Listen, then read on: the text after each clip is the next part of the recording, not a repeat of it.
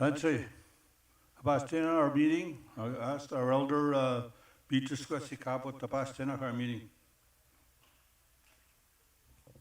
Nipaita. Heavenly Father, we thank you, Lord, for this beautiful day that you have bestowed upon us. Father God, we ask your blessings upon this meeting, Father God. That this is so in me achman to yon kiswasun to penalty wachman anima. That just the mark, Lord. Give us that open mind, Father God, as you come to this meeting, Lord.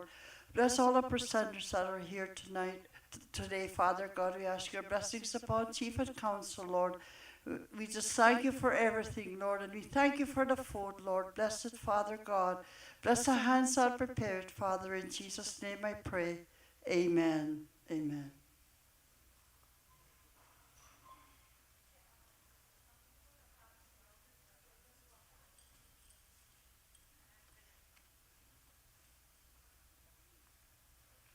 Hello. I have to say, thank you, Elder. Opening remarks, we're going to get the Chief and Council to start making opening comments for this meeting. So, Chief Anderson. Thanks, Mike.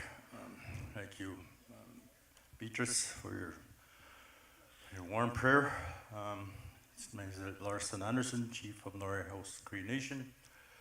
I'm happy to be here today to update the community on some of the areas that we've been working on, and hopefully give some insight and explanation and answer questions.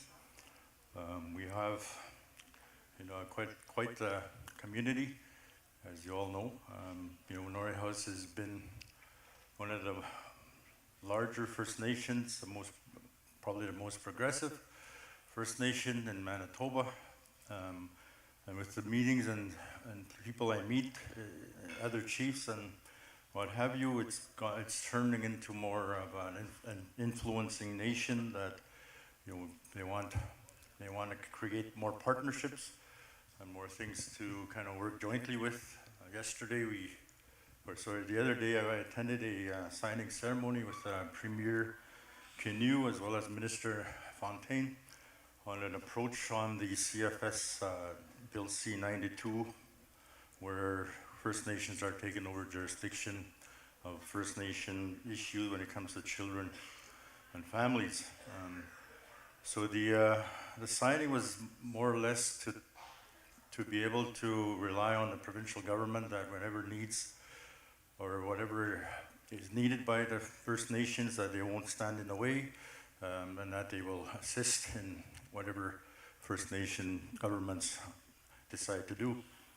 And I guess that's one of the bigger changes that I've seen from this premier from the previous, is that they're willing to recognize First Nations as actual governments. So they're referring things like nation-to-nation agreements, which are indeed needed. And CFS for sure is one of them. Others are like infrastructure, economic development, education. So there's a number of areas we're working on, including the most important one is policing. We know that in the past couple of years in particular, we've instituted many initiatives and policies to stem drugs and bootlegging and drug selling, drug dealing in our community. And I'm really proud of my council for standing up and not getting deterred or frightened away by the threats that we hear almost on a daily basis. But it is something that our nation needs to do and wants to do, because if we're going to grow as a community into a nation, then we need to figure out how do we have healthier members. And of course, there's things like education, job creation, housing are always on the top of the agenda. But at the same time, we need to find ways that the monies that gets paid out by various means find a way to try to retain those revenues and have it re-enter our community over and over again and create an economy. So we've been pushing really hard to get our own grocery store. It's taken long because there's been a lot of obstacles along the way, but we are finally going to be breaking ground here in the next 3 weeks, and hopes to have it completed and open by next summer. So the thing about construction too, as I've learned recently, is that you think you can get it done in X number of weeks or months, and then something else always seems to get in the way, and you end up extending it longer than you had hoped.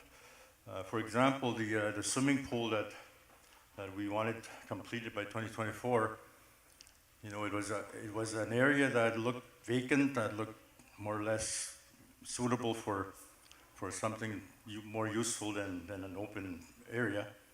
And we started digging and digging. We started finding trees and rocks and items that you can't go and build a swimming pool, obviously. So we were waiting for the right time to be able to go in there, and we have to dig it all out. So then, because of that, we also need to find clean clay to put it back so that there's a solid base. So GNR has indicated they think they can have it done by August, by middle of August. So the hope is still to get it done and use this year, at least for some time anyway. I've also presented that to the Manitoba Hydro that there's a letter on file that clearly indicates that Manitoba's use of our waterways and the shorelines have deteriorated our swimming and recreational areas. But so there's certainly lots of things going on. I realize that, and it's tiring. It's to do a lot of the things that we need in our nation. It's a lot of work, and I do appreciate all those that have expressed their support and continued support, and of course even those that have questions. I do try to answer as many as not all of them as I can. We have a strong council, and I know that we work well together so far. Councillor Swanson couldn't make it today. He had a commitment in BC for language research, so he sends his regrets. But we will have another one sometime in near future anyway for another update. So thank you everyone for coming. You can ask maintenant. Baby tap me out, depende toya, se gastar ni sa se nascosita. Again, the mamistis in a nost. It is going to go gavit a chimatek, gavit a sope no distigia, no similion at the babetaya. So thank you for coming to our meeting. Like I said. Thank you, Chief. I'll go right to the end over here and start out with our Councillor Dion. Good afternoon, everyone. It's good to be here this afternoon. It's good to see everyone here, and those that are just walk in, welcome.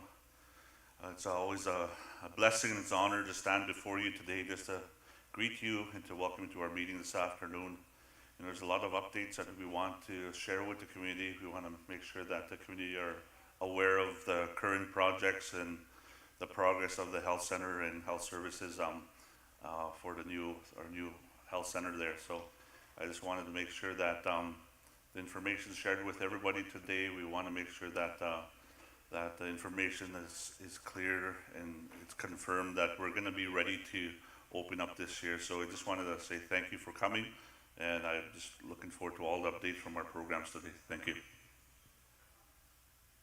Councillor John Henry.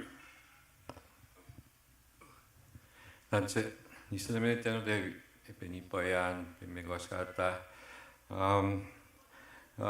Questa dispallingo maio meeting te bochagatik tane mochagatik mga hinotagastik all the updates questa twitchagatik ponista questa io time to tanto fatto mia questa io have that respect for a good meeting this afternoon. Like I said. Councillor Reddy. Good afternoon. Nask Monista Ute Wapmitagok, Utamiskat Naugahino. I'd like to thank the prayer from Beatrice.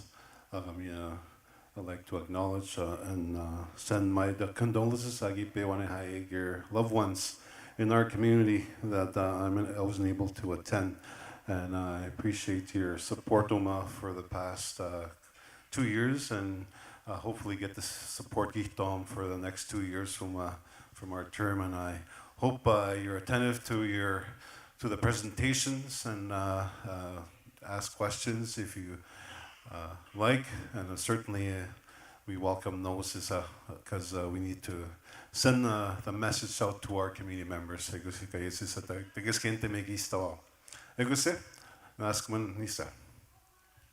Councillor Anthony. Agus yn dod emog ac yn ydyn am ysgad na, ond ista, yn mynd yn gabit sy'n ydyn ni boi ane wrth ysgopi sa tagwg, tagawad den ista yw, dy mynd o pan ag meeting a peisiad sy'n mustaga fiig. Gysgentyn oed i sipan last July, magang gito ang kapasigun through the power and the prayer of the people if we so that's what's happening right now. And as long as I have a voice, that's what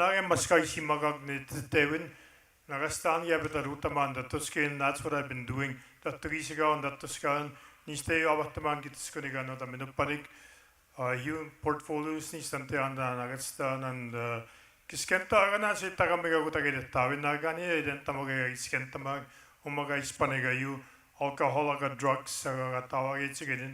Giskenten, Gisken Mitnan, Aga Kane. Sweden. So that's one of the things that you say about the Minoya didn't do in our community, not just health wise, but these things I was sit on the Goisni Betu Tagain, I was see Amigok Maga, but Tagago in I was see Scout second Tagon and Utstats. I go in put that notice stand of Niganik, so Behnan, you got the Mustana, and you some of the initiatives that were undertaken for all the negative stuff in our community. I'm so glad to be here today and seeing all the elders and the young people at this meeting. Thank you, Beatrice, for the prayer. So with that, I hope for a good meeting, and I know we'll have a good meeting. There's a lot of messages that'll be relayed by some of our staff and the people we work with. So please be patient, and not everything runs on time, so sometimes but we're here, and that's the important part and here. So I guess I'm do temak,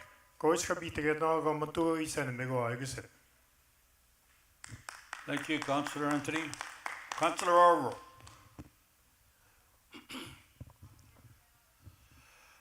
Good afternoon. Welcome everyone. Thank you for the prayer there, Elder Beatrice, and for the food by Hattie and her crew. It's an honor to stand up here as one of the leaders for our community, and I'm hoping our meeting will be informative. Don't be shy to ask any questions if you need to know more information. I don't really want to go further. I think Larson said it all in his opening remark.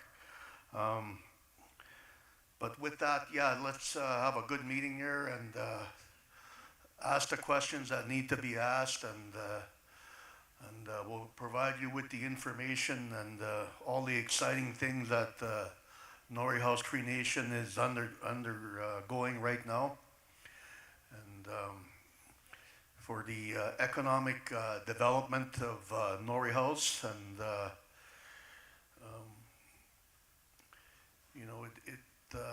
it will be a great impact for jobs for our young people.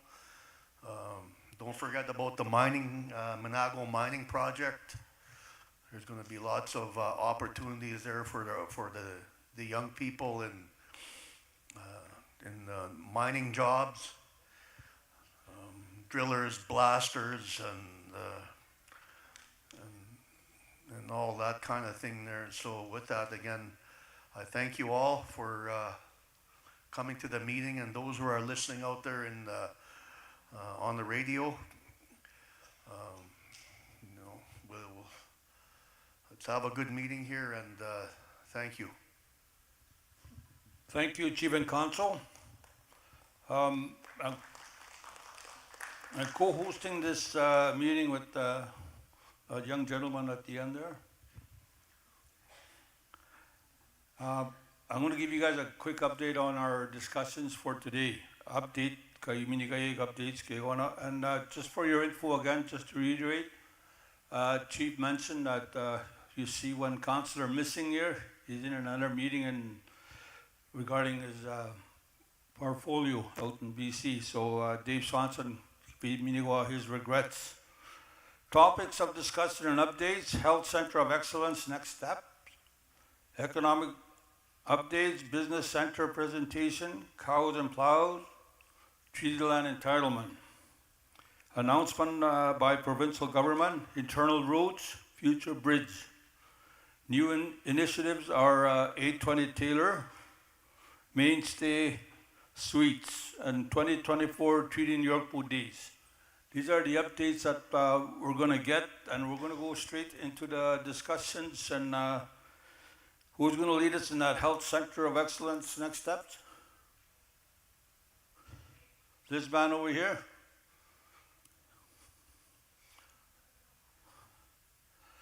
People that I mentioned on the agendas, get ready, or else I'm going to pass you, and you're going to come back next public meeting.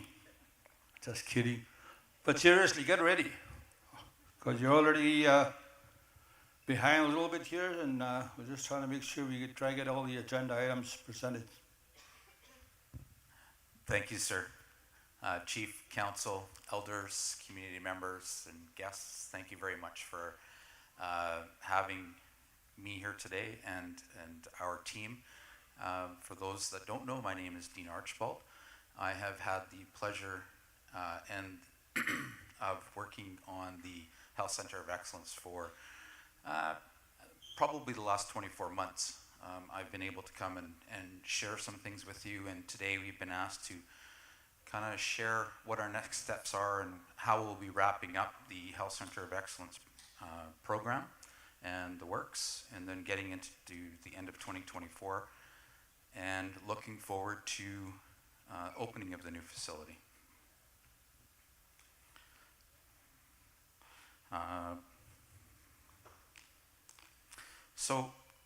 Just to quickly run through our 2024 work plan, the remaining works on site are to wrap up the landscaping. We were able to finish about 80% of the landscaping work last year, so now it's just finishes, putting in sod, planting grass, doing plantings, and then the final touches for some signage, etc. We've got some roadway and parking work to do. We have the completion of the sweat lodge and the exterior signage. So there's signage on the roads and some signage on site for wayfinding. Now, inside the building, we do have 3 pieces of work that we're wrapping up. 3 very important pieces of work. The new diagnostic imaging department, which includes new camera and new technologies for x-rays and the imaging staff. We also are working on the medical device reprocessing department and wrapping up the medical equipment and furnishings. So if you've had the opportunity to go over and have a look, or you do have the opportunity to have a look, we're putting in the beds and all the clinical care, all of the equipment that's required to operate the hospital. And just a reminder that the facility to reach substantial completion in 2023, and the Health Division and TAP have been running in that facility since that date. They do have, I guess if we're looking at the footprint of the building, about half the building open, and the remainder is the public health and clinical care portion of the hospital that will be opening, or had always planned to open later. So major milestone schedule. Landscaping, roadways, and signage should begin in June 2024 and run until the fall of 2024. Diagnostic imaging, the department, the installation of the new camera, etc., is underway and will continue into August 2024. And then the MDRD, which is an important piece of work, will start in June 24 and complete sometime in September 24. I like to share these photos, but I know that they're sometimes difficult to see. You may be able to see on the larger screen in the back. But this is an aerial photograph, or not an area, a drone shot of the health center site. In the top right, you can see the health center building proper. The landscaping needs to be completed around the entirety of that building. We were able to do rough grading in 2023 and a lot of the concrete work to make it safe and operational for the health division. And what we'll be doing is in the area around the front parking and the building proper, we will be doing finished landscaping. And then if you see this building in the foreground here, this is the professional accommodations building. We'll be doing the landscaping in this area as well. So finishing up this portion of the campus to finish with trees and grass. It's really exciting to see that building come to this state, and wrapping up over 2024 will be amazing. And it's the result of, I would have to say, hundreds of thousands, if not millions of man hours doing that work in the community. So that's the next steps on the hospital. In terms of this celebrating the opening, we do have a grand opening ceremony scheduled for August 2024, and that will align with York Boat Days. I will look to leadership to formalize dates, and the planning is underway for that. It's going to be a very exciting and well-attended grand opening ceremony. So look forward to that, and I look forward to seeing you all there to show off all the great work that has been done for Norway House. And then moving into the fall of 2024, after the grand opening, we'll begin to physically relocate the programs that have not been moved to the hospital. That will include the public health, which remains on the hospital site, the community clinic, which is on the hospital site, and then the hospital itself.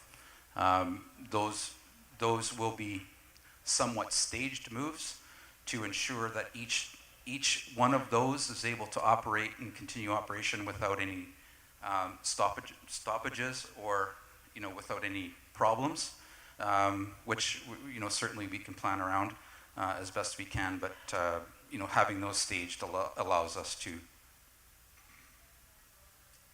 mitigate any problems that may arise during that time. That concludes my next steps and updates for the Health Center of Excellence. If there are any questions, we'd be happy to attempt to answer them. There's a microphone there, folks, if you guys have any questions after each presentation, okay? How are you doing, Gilbert? Chief and Counsel, quick question. I saw on your presentation, next steps, you have a sweat lodge planned. Is that a permanent, like you're gonna develop a sweat lodge site by the hospital? Yeah, that is a great question, and you know what? I wish I had a photo to share with you. I'll see if this. No. It's visible in there. My question is, how about a chapel? Most hospitals have a little chapel, even a small room. Chief and Counsel, it doesn't have to be a big room, as long as there's like the Bible in there. I think. Most hospitals I've been to, they have a chapel there where you can go if someone's sick. Yeah, So I've got a great answer for you. Okay, good, awesome. Because I didn't see one in there yet. Yeah. Thank you for that. Yeah. So I'll answer that directly. In the facility, there is a non-denominational. We call it a quiet room in the design documents. but it is meant to be, again, a non-denominational spiritual room that's available to the public at all times. And there are other areas within the facility that you don't have now, which can be used for that type of purpose. In the palliative care area, we have family rooms that can be used for situations where you would like to pray as a family or spend time as a family in a spiritual way. But specifically, we don't call it a chapel anymore. It's just a quiet room, but it is meant to be a non-denominational spiritual room that's available. And it will be available to all denominations, and I'm certain that there will be spiritual documents for whichever denomination or whichever way you Is it there already? The room itself? Yes. Yeah. Yeah, it's there. So it's all built.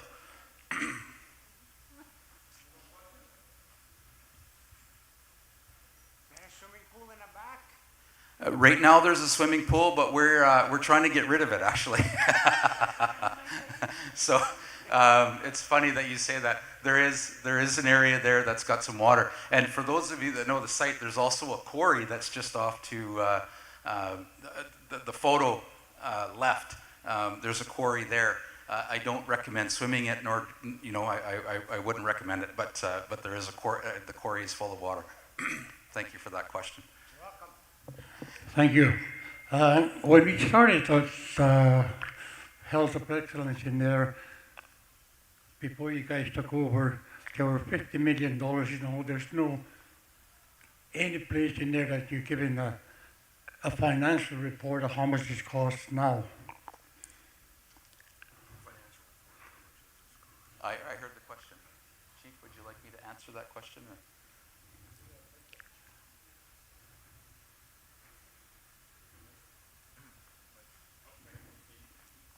Give it to, I thought you said give me the mic. Sorry. Hi, Hubert. So the hospital, as you know, has been it's been an ongoing project that we've been doing with the community for probably about 6 years now. The construction started. It's had its challenges with construction.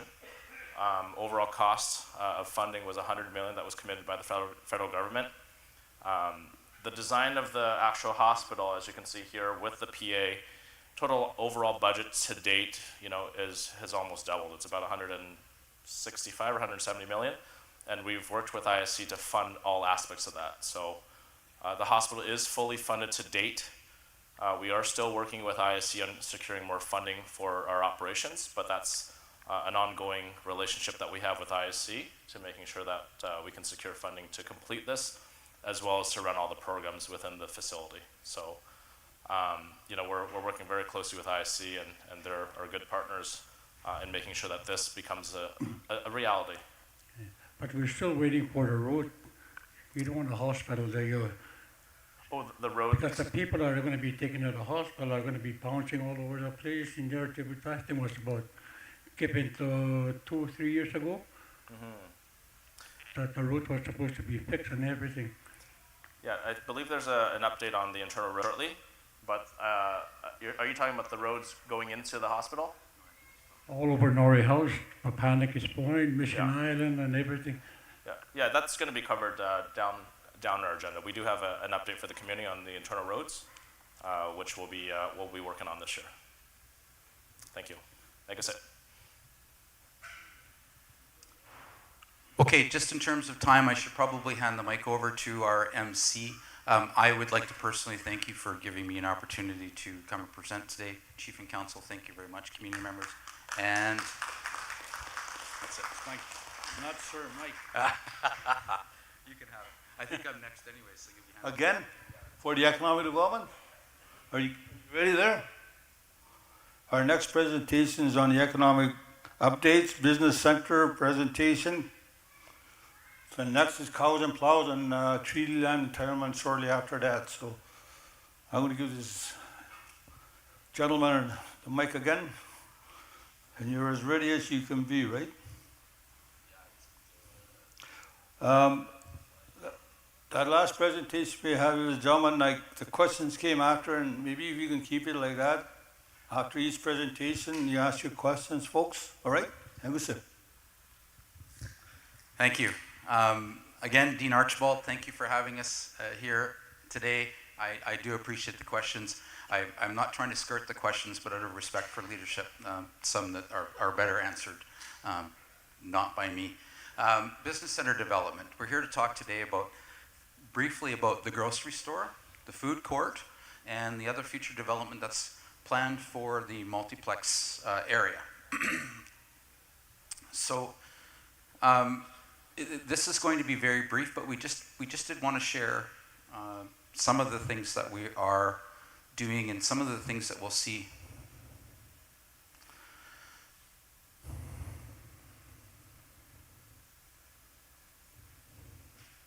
Pardon me. Okay.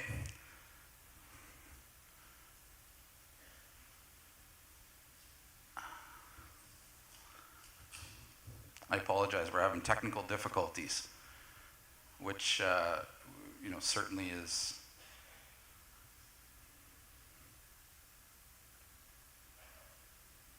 Is it just really slow, Mike? Or?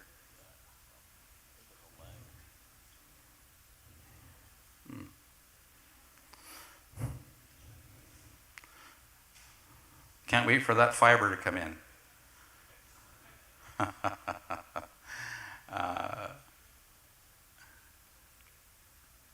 Okay, you know what? I'll just continue. So, certainly, what is it that we're doing? A number of years ago, planning began on building, a business center campus, and the idea was to have it localized to the multiplex. So, some of the designs have been shared over time, and we've seen, a number of iterations. You can probably leave it there, Mike, because I can explain from there what we're doing. Thank you. I apologize again for the computer. So in the planning here, we've got a number of phases of work that are going to be undertaken.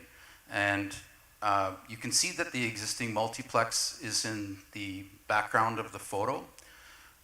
This very soon, and one of my friends and colleagues will be coming up and talking about timing and some of the construction, but we'll be starting this grocery store complex. The grocery store will include, it's about 21,000 square feet. It's 16,000 feet of grocery floor with some area for retail opportunities, non-grocery retail opportunities. We also have the pharmacy, which is going to be located in that building that's just off of the interior vestibule. And then we'll have a convenience store, which is separate from the grocery store, because it'll have different operating hours. So when the grocery store is closed, the convenience store will still be able to remain open for small sundries, etc. Now that is, that's part A of phase one. We're also looking at doing the food court. The food court is going to contain, the best way to describe it, it's going to look like a mall food court, or very similar. You're going to have small tenant spaces or small queuing areas for different types of food and beverage clients, and then there'll be a center court to that building that will be a common seating area. So these two buildings are going to function together, and will be built very much one after the other. But the real focus for 2023, or sorry, I've already lost that year. 2024 is to get the grocery store started, as Chief said, and have it operational for 2025. Also in that planning, instruction from Chief and Council has come that they want us to continue with the design of the community hall. It's sometimes been referred to as Veterans Hall, but it will be a community hall. It's quite large. You can see it. You can see the hotel and the gaming center in the background here. It's a gaming center, right? Is that the correct terminology for it? Some of the highlights is to seat between 600 and 800 people. It's really going to be an incredible building for the community. And then after that, we're going to get into looking at, as part of the last phase of the project, are some improvements to the multiplex building. Can you go on to the next slide? I don't know if we can. So my next slide said, why are we doing it? And of course, the Chief alluded to it. It's really for development. It's economic development, it's community development, it's skills development, employment opportunities, entrepreneurial opportunities. How do we describe those skills opportunities? And Shane will speak to some of those in terms of the new job opportunities that will come, but then, you know, having trades opportunities as carpenters, electricians, plumbers, mechanical HVAC, economic opportunities, just it's business in the community. It's a community business. Entrepreneurial opportunities will be your economic development department will be working on finding people to run these food and beverage areas. So if we go to the next slide, Mike, I think I'm going to turn it over to Shane from Bison, and Bison is the construction manager on the project. So they're responsible for construction and management of the construction site. Hi everyone, thank you for having me. So I'm Shane from Bison. Bison's a Norway House owned company, and we're developing all the construction aspects of this right now. One spot Dean just missed on there too, I don't know if you guys noticed it on the bottom side of the community center, there's also a new York Boat Diner there. So it'll be a brand new facility. It's gonna be really nice, right at the bottom. So right now, we are looking at having, so we have construction procurement going on right now. Almost all of it has been put out, so that's getting in people for helping PDC do all the earthworks throughout the community. We have concrete already been going out, piling, the superstructure, windows, doors, all those kinds of things. So everything has been put out and it's in motion right now to start awarding contracts. So that will get our grocery store moving as soon as possible.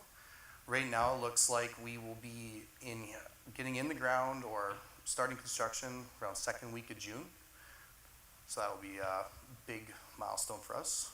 Can you just go to the next slide? The next one is the site. I'll try to get that up on the screen. Okay. So we're working directly with PDC. So PDC is going to do majority of basically all the site works and everything on site. So that'll be a lot of employment opportunities for everyone as well. And coming through this entire project, we are going to work with Norway House's economic development and employment to work together on putting out job opportunities coming up, how many of them in all the different trades, things like security, plumber, like Dean said, plumbers, electricians, everything else as well. There we go.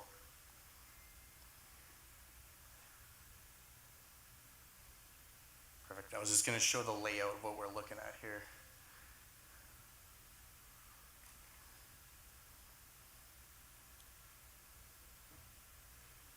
Perfect.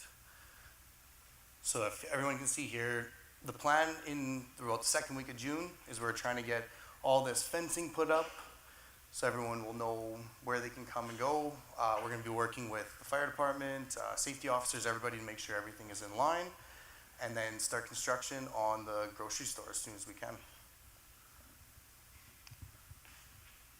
What's next? That's it. Any more? No, that's it. Okay. Did anyone have any questions for me or Dean?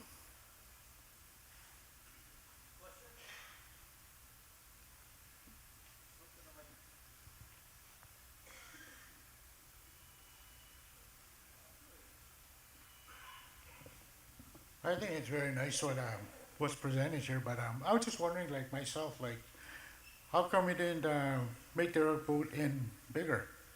Because it's getting, we have more and more visitors each year, and I would have loved to see it a little bit more bigger,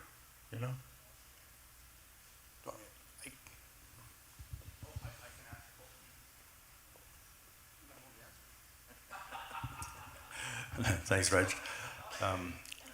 You're right. I mean, it was in the plans to expand by 16 suites, but as you can tell, the space is beginning to get a little bit cramped up. And then years before the health center actually started, we had talked about putting a hotel on that side of the community to kind of assist with some of the expected out of town patients. So that didn't quite pan out the way it was initially planned by Chief and Council. But now we have a second opportunity where we've looked at building it by the health center. That way you'll be able to address two areas, one being business and government kind of clients. And then on the Fort Island site would be for patients coming in from outside the community. That's at least the expectation that FINIB has instructed me, that they want to use Norway House as more of a hub when it comes to patient care. So that's the idea for a second hotel. And I suspect that would probably be in about the 2026 time frame. But I do agree, you're right, we need more space. And that we will do it where it's affordable to do it. And then, so the idea is with these businesses is that they're expected to generate extra revenue and profits that could give us more money to build houses and other economic development. So we do know that that's certainly a very important aspect of our nation. Next summer we're hosting Manitoba Indigenous Games, which how many athletes were you expect? 3,000. About 3,000 athletes and participants will be in and out of Norway House next summer. So it's going to be a bit of a challenge. But Councillor Swanson is telling us that he's got a commitment to build those temporary, those tents, canvas tents, throughout the area, so that you can enjoy a bit of a camping trip while they're here. So, also Parks and Rec are working on developing Sea Falls to have more campsites there, so that we can use that during that period. So there's a lot to it, and I agree that we need to develop spaces for people to stay. So the swimming pond, as an example, to try and draw our neighbors, not necessarily like it has to be people from out of the country, but even in the north, there's many communities hold conferences and events. We're trying to attract them. I know the pod does a good job of getting people to go there for conferences, so we're trying to do the same, so that we can create a bit of an economy that way. So, but that'll require more accommodations. So that it is part of it. So hopefully we'll be able to bring that as soon as possible. So, that is it. Okay. More questions? Microphone, please. Thank you very much. It's very nice to see the plans. And I was looking at your booklet here. It's beautiful, you guys. Make sure you stay on it. I was just asking these guys here. You said the food court will be like in the malls, right? So there's different vendors, right? So what's the plan there? Is bring in vendors from outside, or are we going to allow our own people to set up their own vendors? Like, if that's the case, because I want to set up a vendor myself, I want to block one off. I'll serve crab dinner and wieners all day. Don't forget, click ground beef hash. Yeah. Hey, in the 90s when we did the mall where the northern sits, I was excited, I guess, to be able to do something for the community. And then when we finally did the opening, northern Pogo area with their operations. And unfortunately I didn't have a lot to say at that time, but it was kind of disappointing. I had hope for a better offering, but so fortunately the community gave me another chance to correct some of my mistakes. So this entity is going to have 6 outlets, and the expectation is to have local operators. But we're also going to do a little bit of be a guide for community members, that we can, Norway House Cree Nation can assist on the financing and the training, and then get whatever community you wanted. There's been surveys done, and some meetings have been held. to try to get people interested. So we do have a number of vendors that are going to be going in there that are, an example could be something like Fergie's Fish. I don't know if you guys ever heard of that one, but they sell pickerel, halibut, and cod. So the company is very interested in bringing a store here or a restaurant here. But instead of just going out and doing whatever we want, which is not the case, but we've introduced them to the co-op. So the co-op are actually working with them to become a supplier and not only and run and operate the franchise. So that's the kind of concepts we're looking at. And the other thing, for example, the diner, Yorkwood Diner, is going to be shut down here because of the construction. So what we've done is the middle section of down the bank there, the dome, that's being converted into a restaurant as currently. So that when we start the construction here, we can close down that restaurant here and relocate it to that site temporarily. And then the new restaurant will go at the end of the community hall that will be able to service graduations, catering services within the area itself. So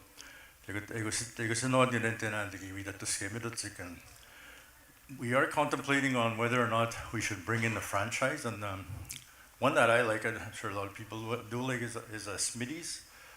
And what's good about Smitty's is that they don't dictate what you do. They provide you with the menus and the items that you need to be sure that you're getting good cost value. So that's kind of thing we're looking at for that, but it should be within the time frame. The one thing odd about this project is that we actually got the money before we got the building. So, and it's because of the strong position Norway House is at financially, and that's something that it's hard to explain it because we're not bankers, we're not accountants, but how you can tell if a nation is in strong financial position is by how much they're able to borrow. And the borrowing has to be good debt, not bad debt. So Frontier, for example, was something that was really hard, but I understand what happened. So we've been working with Frontier to get their bus garage built by Norway House and being paid back by Frontier. Same with their trades building. So we're not spending our own money; we're spending government money to be able to build infrastructure. So that's kind of where we're going, and what we continue to do. Trying to remember if there's anything else there, but if you have any more questions. Thank you very much, Chief. Thank you. Nice to see Mike again. Any more questions? Come up to the microphone, please.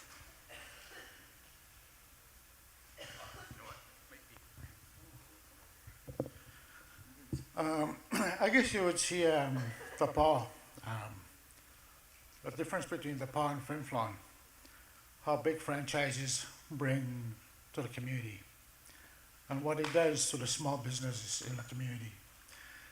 When you watch Canadian Tire and Walmart enter Flin Flon, how many small businesses went under because big businesses knock off all the little guys out? That's why the PAW didn't want Walmart and Canadian Tire, because that's what happened. That's what would have happened to the PAW. That's why you still see Otinike Mall still up. And when you walk through Flin Flon, you start to see all these shops shut down. And you drive towards Creighton, the same thing. And then you watch, even start from Fiddler's Grove to Cranberry and up. Fiddler's Grove is shut down because they're not buying anything from that shop, even though it was just a restaurant and gas stop, but still. It does things like when you bring in Smitty's and all this other stuff. You may think it's not going to be a big impact, but it will. Why can't we, as a community, do that for our own stuff rather than keep bringing in? We tried Salisbury House, we tried Subway, and even KFC. KFC doesn't even serve chicken anymore, you know what? Really, look at it.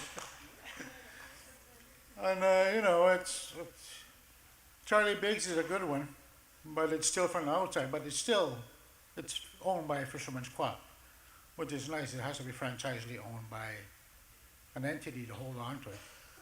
But bringing out franchise is a different story. Like I don't agree with it.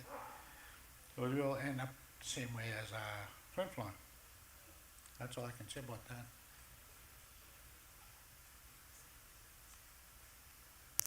Thanks, Rich. Hi. Hang on a sec. Can we respond to Reggie's comment? The fact that, like, I'm a former business owner, but businesses can't run in Norway House when you have Northwest Company owning the C-store, the mall, the food court, the Northern Fort, the old Super B location. So we're actually already in a position where we're all struggling to get business owners up and started. So the concept behind this is intended to be able to help First Nation, our people, get up and start getting interested again in economic development. Because quite frankly, the band can't own and run everything, but we need to help the small business, and that's what our intention is.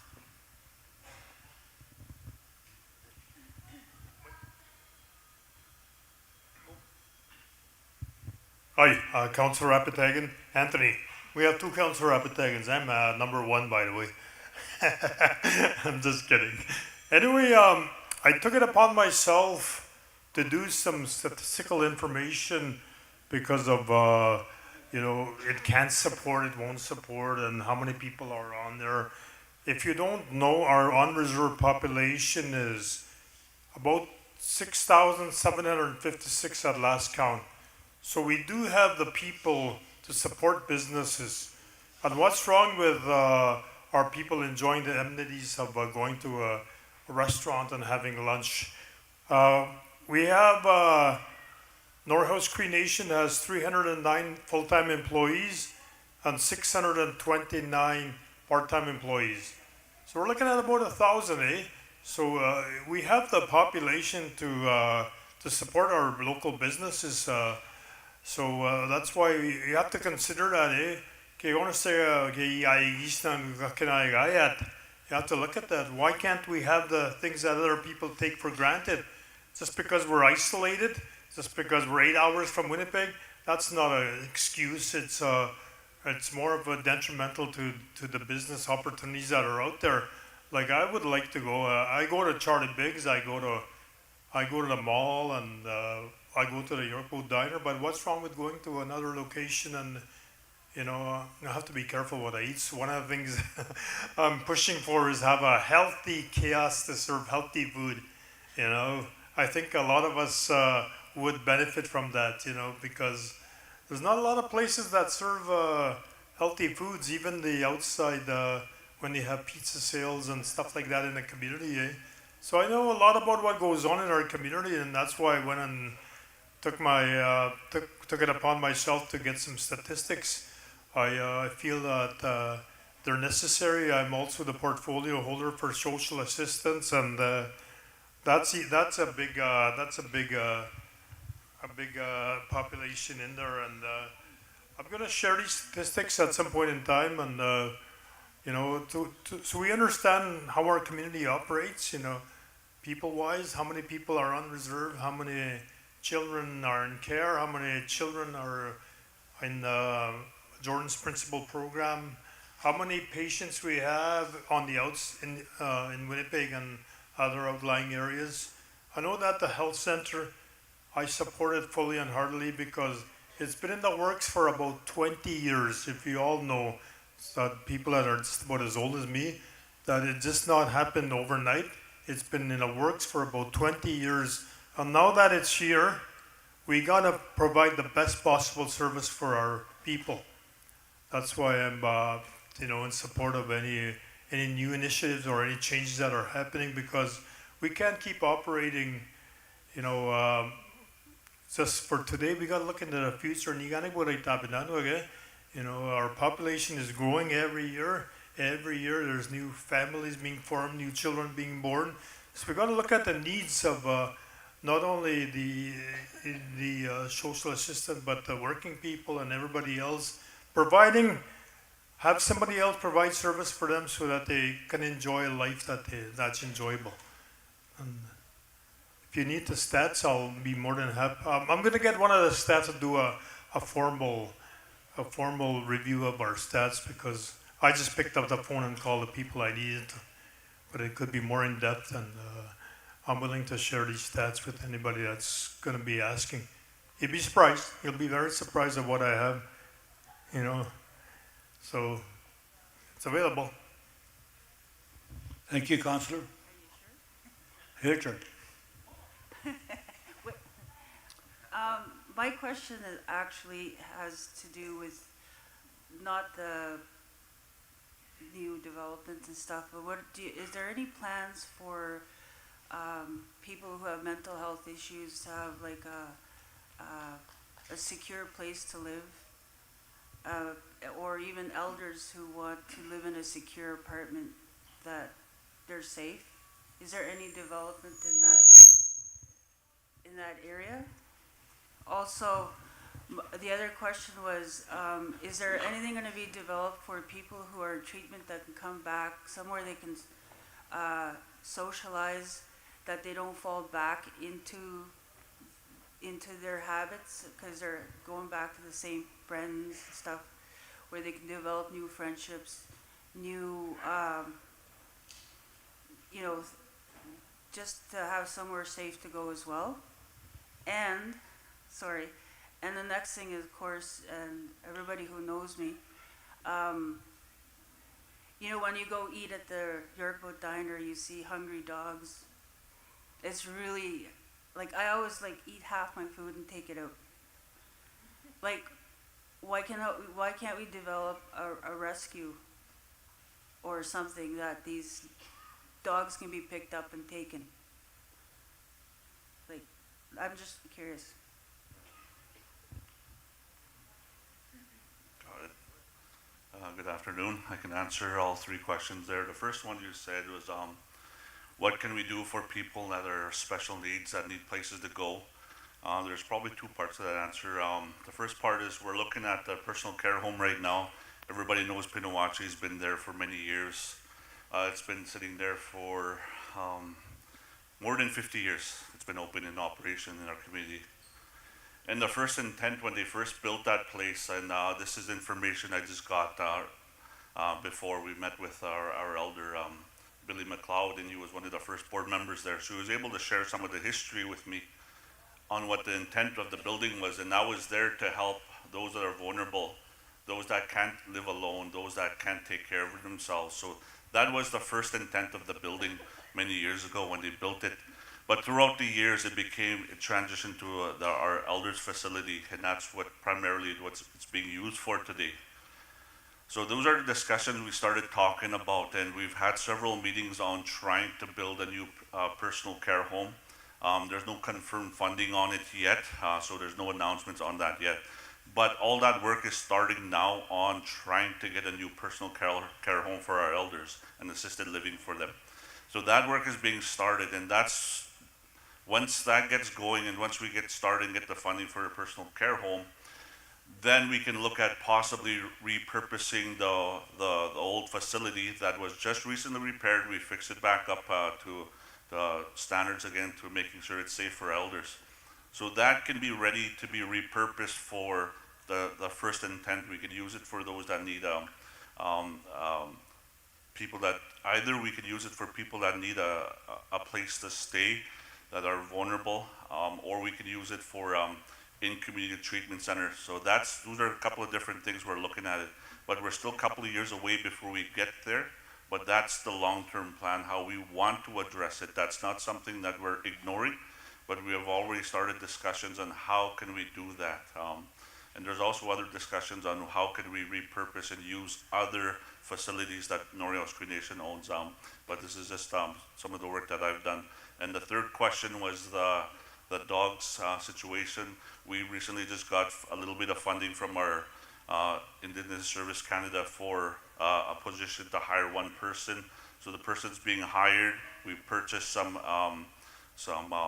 dog traps, cages for that, and we're identifying people that will volunteer and create our own Norway Cree Nation rescue.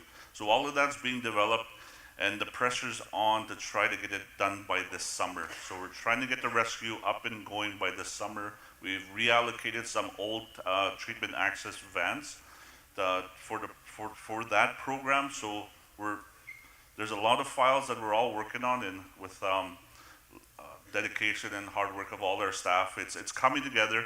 It just takes a little bit of time. So I hope those answers are good. Thank you. Just to add to the mental health being there, Parks and Recreation offers programs out there, and it's important. Recreation plays an important part in our community because it deals with social issues, it deals with environment, it deals with economic, it also deals with physical activity. If you want to be healthy, take part in some of the programs that are being offered in the community. Social, even volunteerism, that's really important to me, and that perspective is to help our youth, our young people with their mental health, and we need a lot of volunteers in that perspective, like I say. Thank you, councillors.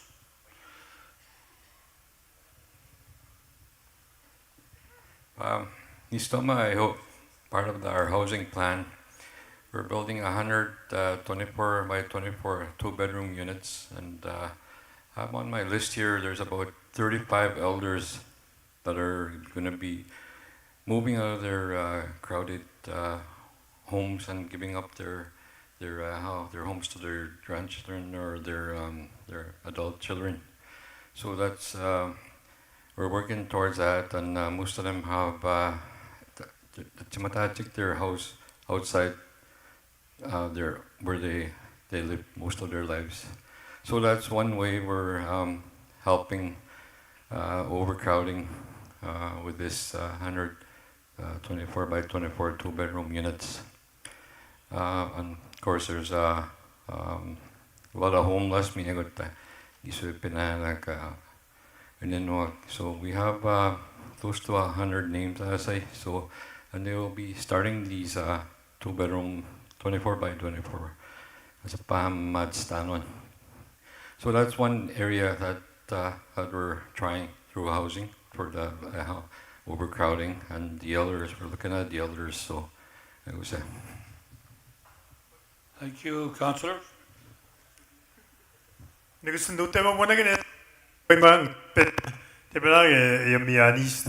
I hope my get mental health and Mistay magutte unas pustabwe, but monane muziga te tante usipanigo maatskoe.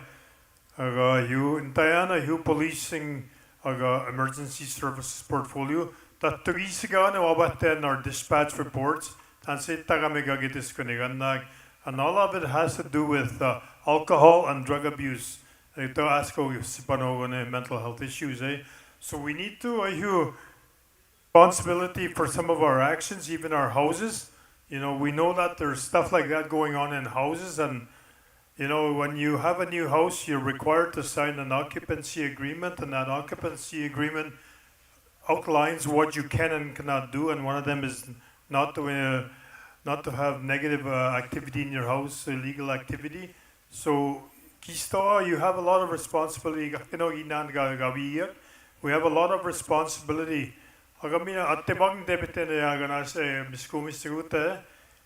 know, there's a lot of dogs running around in our community, Tabwe.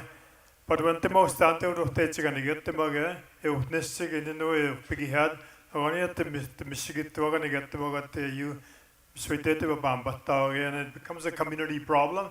So the dog owners have a lot to play in this, you know. Sagapit them mog, you know, or I've seen some of the photos on Facebook. So start to you stop nanigutan imigina. Monagoisi ask Imamutane. Gimamagat got the Magnistanta outside my house, my shake. ki pagis na onete mona nga used to always find oasis. So you know there's good initiatives going on. Tu sikate o ga moni ai on edu tamag maga at kin askoge gon you pugo ko itsa du sigat ige kitebete no mona ga gi piske mo gatte magte the organige atte magane ga sage ha sigata sigito banine sobatwani piaguan earth and grant. Now what's a oasis ago in no mass win what about but taganobas. So mona ga is pano microphone e magito na ano mona mate mona ga dente microphone bishots. Patrice Natsagati for that microphone. So the next presentation is the cows and plows. You want to come up here, sir, and do your presentation from here. We'll get that cordless going soon. You bet. Thank you, Chief and Council. Thank you, community. We're going to hit on 3 claims specifically today. One is the treaty land entitlement claim. One is the agricultural claim, which everybody knows is cows and plows. And the third one is what's called a disparity claim. And I'm going to try and go through each one. If you have a question midway through, just start talking and I'll stop talking and I'll try and answer it as best you can, okay? Yes, sir. I was just going to get to that. My name is Jamie Kagan. I'm a lawyer with Thompson, Dorfman, Sweatman in Winnipeg. I've been practicing since 1989. I specialize in trying to resolve complex litigation like this, and you're involved in 3 separate claims. So why don't I start with the less interesting one, which is your treaty land entitlement claim. Back in 1997, Chief and Council then entered into what's called the Manitoba Framework Agreement with Manitoba and Canada. And not surprisingly, Canada has breached that agreement. And so every civil claim has 2 components to it. One is, did somebody do something wrong? The second part is, how much does that person who did something wrong have to pay? So we started a process was started back in 2012 to determine whether or not Canada violated the agreement. Canada has now been found to have been violating the agreement, and we're now moving to the second phase, which is what does Canada have to pay for violating the agreement. The treaty land entitlement is not as interesting because it doesn't allow for any per capita payments, but what it may do, if we're able to get to a result, is provide the community with monies to buy additional reserve land and increase the reserve and the reserve footprint going forward. So it's an important initiative for Chief and Council. We hope to be able to provide you with some updates this summer. We are currently in a standstill agreement with Canada, meaning that everybody has put down the fight for a moment to try and see if we can't have a rational dialogue and get to some form of a compensation agreement. That discussion has been going on now since roughly October. We are pushing Canada as hard as we can to try and get to some form of an understanding as what may be our entitlement to resolve Canada's breach of the agreement. So that is the treaty land entitlement claim in a nutshell. Does anyone have any questions about that? All right. Figured that one wasn't going to be that interesting. The next one that you have that's not that interesting is what's called a disparity claim. So historically, back in the 1870s when Canada was formed, they informed the Queen that as they went through community to community, they would be improving the treaty and the treaty entitlements for each of the communities. What we have in a disparity claim is it's very apparent that what was paid out under Treaty 4 and what's paid out under Treaty 6 is much less than what Canada paid out under Treaty 5. And what the agent did in the 1870s is, because the communities were isolated and small, is he took advantage of those communities and negotiated a deal that was not as favorable, which breached Canada's undertaking to the Queen, which is legally liable, which creates legal liability on the Crown under the specific claim format. So you have that claim. We have retained a historian to establish what took place. She has now prepared a report that is completed, concluding that in fact your great ancestors were taken advantage of by the agent, and that the treaty that you currently operate under is not what is consistent with the honor of the Crown, and therefore gives rise to a claim for compensation. What that compensation would be is roughly additional acreage, additional treaty entitlement. We have not yet got to the damage component, which is the sexy part of any litigation. How much money is it? It's probably hundreds of millions of dollars that your community would be entitled to. But again, we hope to have a more substantive update for you on the disparity claim. Now the one that everybody likes.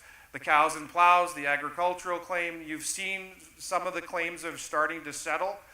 So what that claim is again, back in 1870, Canada, when it entered into the treaty, was to take the community and start moving the community from a hunting, fishing, gathering community into an agricultural base, more traditional with what the settlers had been doing in the South. And so what we had to do is hire a historian to determine whether or not Canada treated your ancestors fairly. Sadly for your ancestors, probably to your benefit, the person who was in charge of delivering the agricultural implements to your community was actually charged with fraud in 1874. It has been concluded historical fact that in fact he was cheating the First Nation communities all through the North. He was convicted of fraud and actually jailed for a period of time. As a result, you now have what's known as a cows and plows claim. You have an agricultural claim, and the agricultural claim is substantial. The reason that it is so substantial is the intergenerational wealth that's created by owning the farmland and having an economic advantage is driven forward. And when you take even $5 in 1874, when you adjust it for inflation, becomes a sizable amount. You probably have seen on Facebook and other areas where some of the smaller communities have managed to settle. They were in the cows and plows process, like Pine Creek, for example, started in 2019. We started our process about 14 months ago. We now have the historical report. And so one of the things that Chief and Counsel wanted me to present to you today is you're at a fork in the roads as to what is your next step. The next step in cows and plows can be one of three things. There is a legislative limit within the specific claim tribunal of $150 million. Canada has overlooked that under the current Liberal government for certain communities, especially those that were in the queue. Canada did then approach all of the communities and suggested a formula. The formula approach is something that Canada has agreed to implement with a series of communities, which Pine Creek was one of the beneficiaries of. It is much less than what is owed. That's why, Canada in this case is the defendant, the wrongdoer. The reason the wrongdoer is offering the formula is because it's less than what you're historically owed. Why would you consider the formula or something lesser than your legal entitlement? What Canada has done with most First Nations historically is engage in long and protracted litigation over time, hoping to wear down the communities, hoping to run them out of money, hoping to exhaust their legal teams. There's cases now going to the Supreme Court that are only in phase 3 of a 5-phase process that were started in 1994. So one of the things the Chief and Counsel is looking for you and your guidance on, and consult with them as you think about these things in the next weeks and days as we go through this, is do you want to proceed with the formula? If you would ask me as your legal representation, my recommendation would be to proceed with the formula, because the advantage of having the money today is much greater and can change your economic outlook now than waiting the 6 to 7 years of what the litigation will ultimately produce. The formula is probably about half of what you're owed if you actually do the mathematical calculations.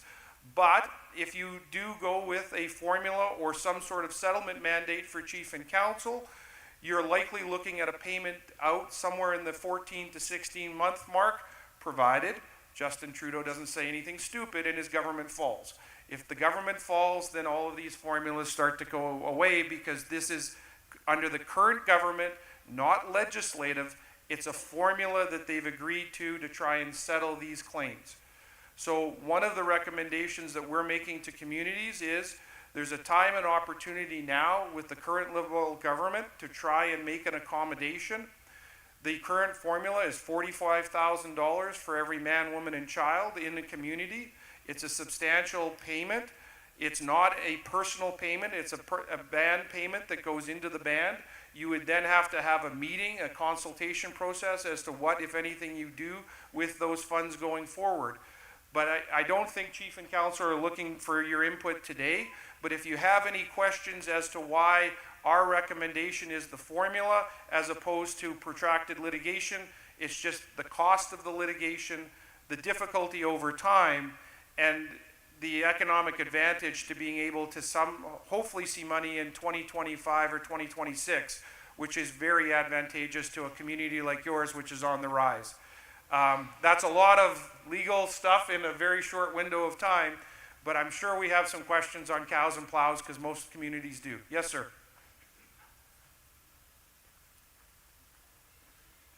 I guess the first question is, some info was going around, I guess TikTok and whatever, about losing treaty rights. Yes. If you negotiate a cows and plows settlement. Losing your treaty rights and losing treaty land entitlement. Okay, so I'd like that to be discussed. Like, if you can elaborate on that a bit. But also, you pointed on a couple of things there. Of course, we'd like to get the most we can out of this settlement because it's been, close to 150 years now. And when we were talking about the TLE and these cows and plows, about the disparity between Treaty 4 and Treaty 6, when I first started with the band in 1995, the late Harvey York, many of you will remember him, very smart, wisdom elder. He had already talked about how the difference was between Treaty 4 and Treaty 6. And at that time, he knew something was up, and it's weird for me to hear today how he was right, you see? And 30 years later? But I believe it's in the best interest of Norway's Cree Nation. Exactly right. While the Liberal government is in power, we need to act on this because we don't know what will happen if the PCs get in or anyone else. And also, if the formula issue is the best way forward while the Liberal government is in, I think we should go with that. And I'll leave that with Chief and Council. Of course, it's always the best to try and get more, like to negotiate a historical agreement, because a historical document will show a lot more too. Here in Norway House, the things that we've been, taken from us, all the way to the last agreement we've had. Anytime Canada negotiates with the First Nation, the first thing they do is, I noticed for a fact, is they send it downstairs in Ottawa, where there's about 150 lawyers, and they go around, right? They go around, everybody goes through this document. Because we ended up waiting 18 months for one paragraph a legal opinion from Canada on TLE way back in 1998. So I would suggest to our people and to move forward because once a new government gets in, this could be off the table right away. Thank you. Thank you. Let me just deal with the question first, because this is an important question that comes up over and over and over again, especially in First Nation communities that have been abused by Canada over and over and over again. Every single agreement, literally, Canada's entered into, it's breached. So I understand the suspicion and concern. There is nothing in the specific claims, the cows, plows, the disparity, that deals with anything to do with your treaty rights or historical rights. The treaty will not be changed or altered.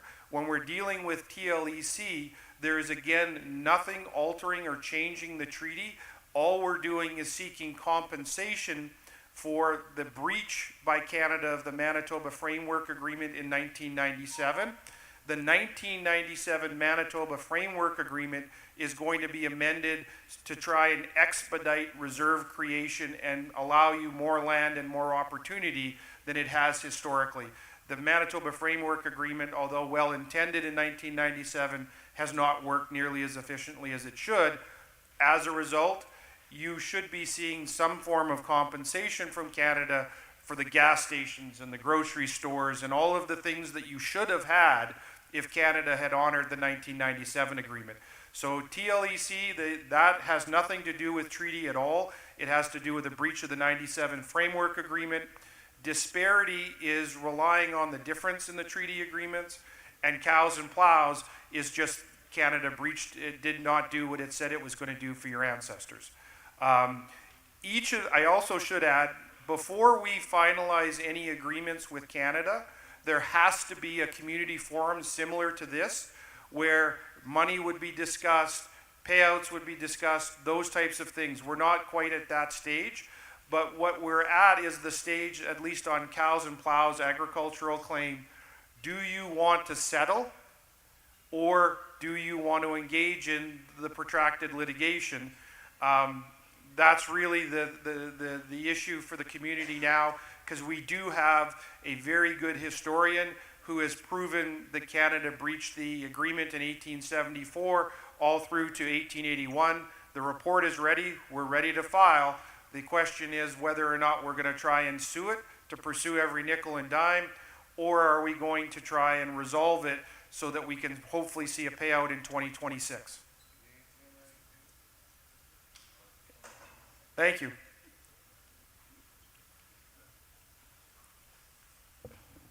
Täysin tutemak, että me skätnaa, kun mä hän riittää syynut, niin äsken mitään näistä piitap ja häpi. Ätsi muigun mä kitattu syynua, näistä on kyllä äsken mitään, on commend the chief in council, kyllä äsken mitään. Ainakin on käpi nokohtaik, minä nyt kävietti nokohtaik niin jääni.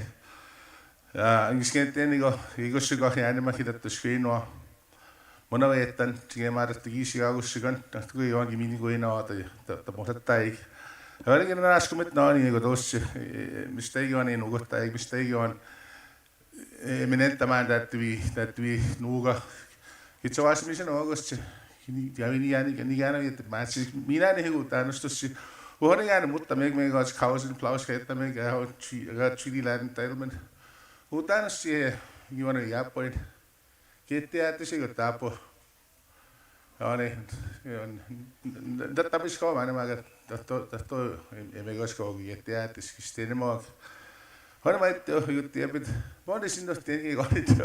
Mä en niin mun äänu, että olen musta jäädä näissä mun äänu. Monikin sinne, että jag vet inte, men ni gärna har vet viktigt och för det jag på sig har det testa mig det jag precis så jag kan inte säga det sin då att jag har men kaos det plows ska jag att jag mister så jag har en vici con det stigen men henne jag kan så tamago que más ko och man också då tamagi det då idutta har ni måste na maga no gane jag gavi jag gav att man hitta jag sige machi in putting it in simple terms, but you know I always had this tomat the rest of the hatch moment am I guess if we go to ask him now let's give the chief and council a hand of applause, ladies and gentlemen, please and thank you.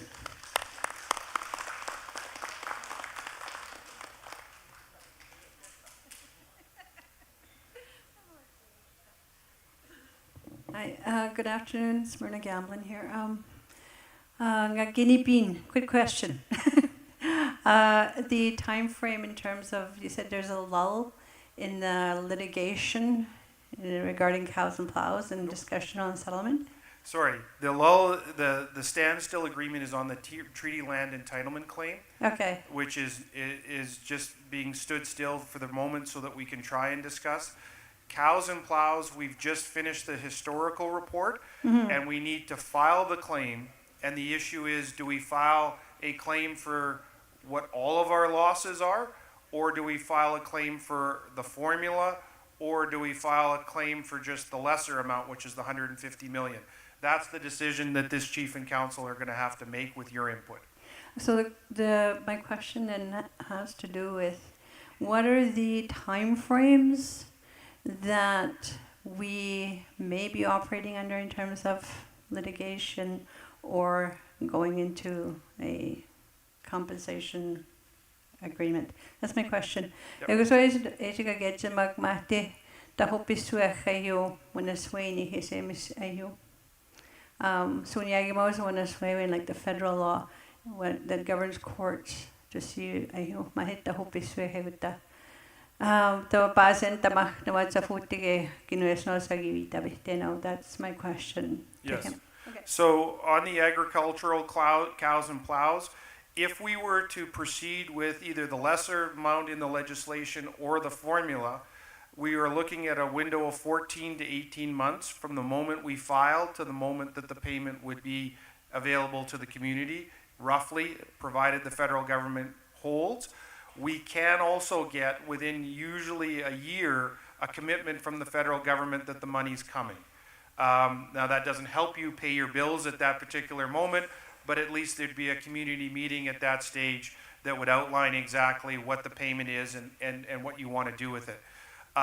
If you were to fight it, Canada is a very frustrating litigant. You're looking at probably 6 to 8 years at a minimum before you would get a trial decision.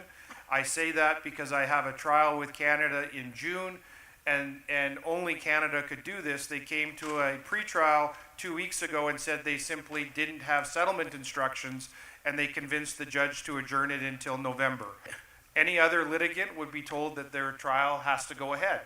But when the government of Canada comes into a courtroom, they do have an ability to push dates back out, especially when they claim to be trying to be reasonable. So if you wanted to litigate, you're probably looking at somewhere in 2030 to 2032 for a resolution.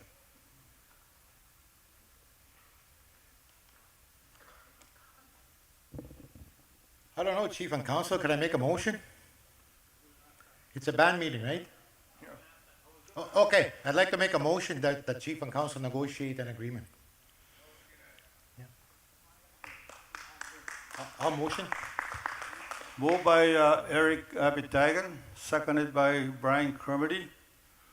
That the Chief and Council proceed with this process? Yes, negotiate, not litigate, because it could take 20 years. You know, the negotiate. But at least start the process, what Yeah, you're from saying, the right? the band membership, Samak. Yeah. Yeah. Ano, utana ka na isko.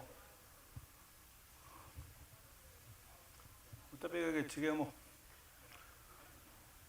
If anybody else has any more questions regarding that motion, kapo piniskini pero tihigot eh.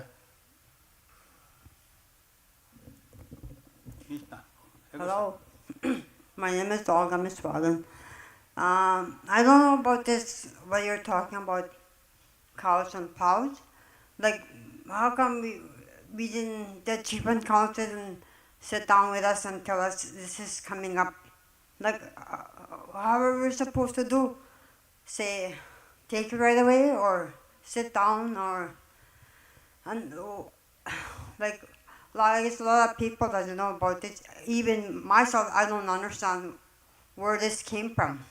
I know it came from like 1800s or 1900s. But we should call a meeting for this. We can't just have somebody say to us, okay, this is what we're going to do, and we need to finalize it. But we have to know. We have to inform the people what you guys are going to do. Like, tomorrow is not promised. Like, today, right now, but for myself, I don't know if I'm going to see tomorrow. So we're trying to do things, you know, now, than 10, 20 years. So tomorrow is not promised to anybody.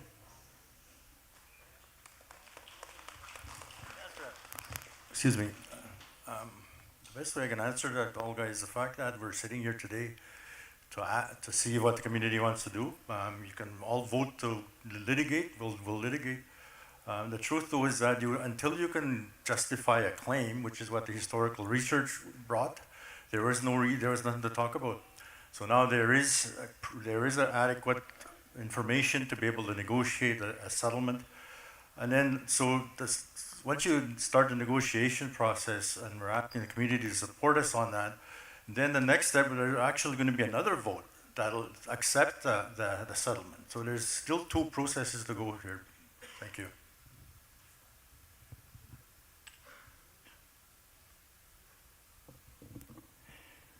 Good evening, councillors and chief, and you guys over there too. And I got about 3 questions, I guess. The plans for the hospital, there's no plans for doctors or nurses because my daughter asked me, what's happening with what are they going to do? How are they going to hire? How are they going to fire? Where are we going to stay if we come back? So where are you going to put them? So that's the question she has, and she wants to know if there's a place to stay or something. There's no places around here, right? So how are you going to get those people to come back? Because my daughter's been working at the Health Science Center there for a while. I don't know how long, I can't remember. But the other question is, cows and plows and that, they want to make a motion today. But I want to know why are the lawyers, why are the other lawyers, the other side, the women, I've seen that, I've heard it, that they want to put a stop to this thing, what's happening. So why is that? And the other thing is that, I can't really remember, because that's been, I don't know how long it was. I didn't bring a pen with me, so I couldn't write it down what I was trying to think. And there was one more question I can't remember right now. But that's it. Thanks for listening. Thank you, sir. I can only deal with the cows and plows and the opposition.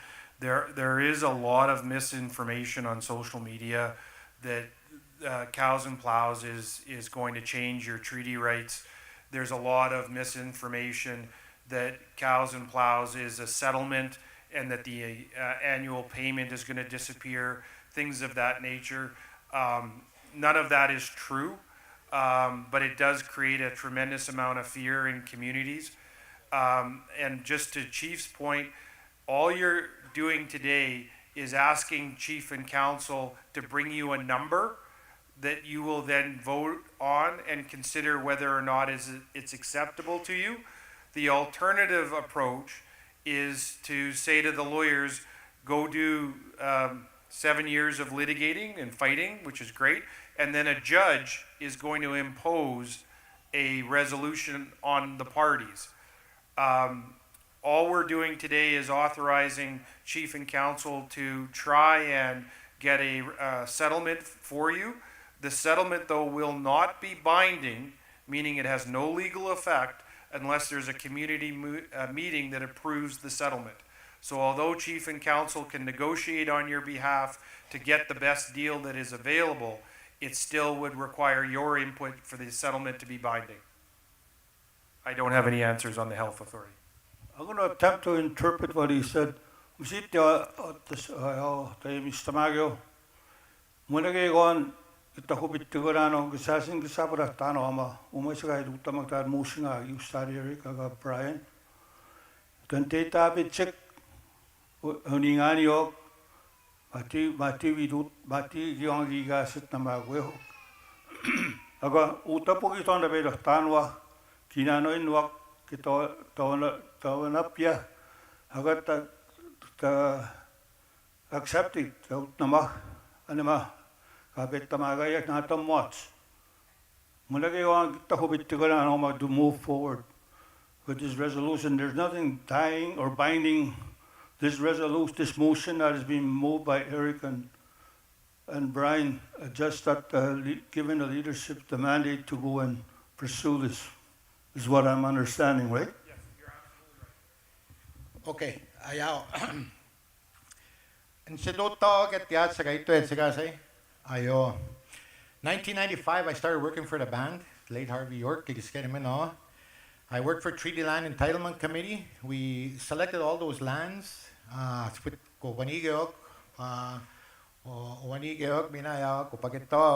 had a lot of meetings over the years.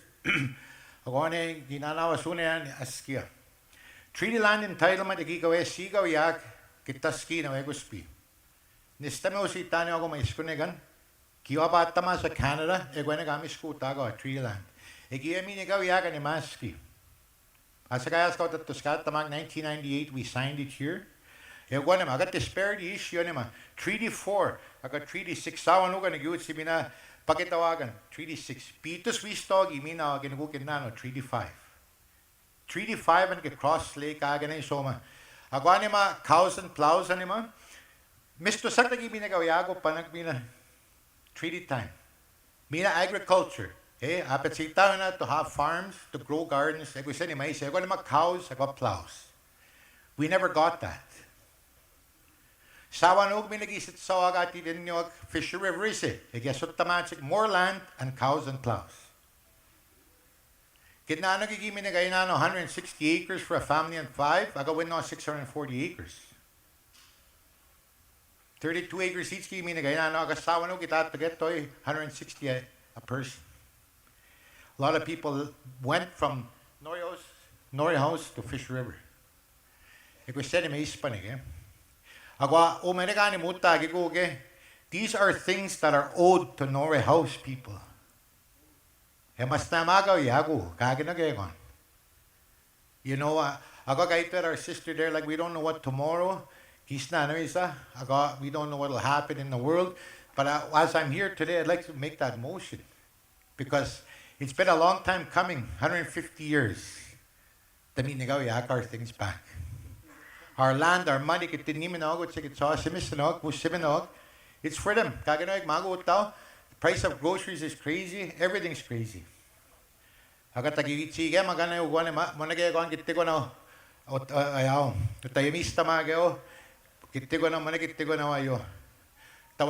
on our treaty rights. Kisasin treaty rights, pag it namago, it'll have to be the whole country, not just us. I hope I made it clear. So I'd like to make the motion, if you please. Asay, thank you.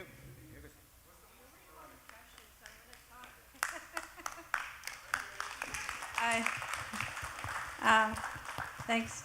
Nobody called a question for the vote to take place, so I'm going to talk.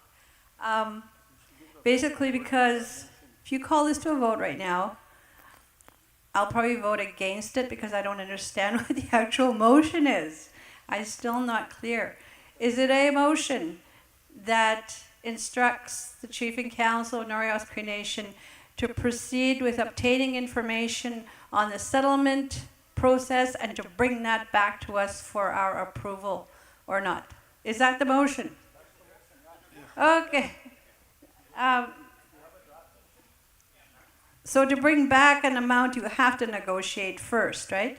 Okay, so this is the motion? Okay, I will now be quiet. Ngay just mo atin tigaw. Get to him one. I'll tell. Get to him one. Gay one magiste kawita swaya. Isasin kinaskwene noma. Thanks. Agoy sin si Dr. Mani si wihta mo itseguge. Ayu mina ay hugo wen ogi unigani wak animai hiu sihit say gawin tan tenujit na tsuguma masit tanigo higigasit na tsik mamaw. Tagi pet tamagwe huge wanima sunya tanda toge gigasit nes tanigo higigasit nes. Ago te pis tamagaw ya komisisi mamaw puini ego tagi tani mutama tawana swat tama tantigi ti tiskai hegdose. Can you say that in English now?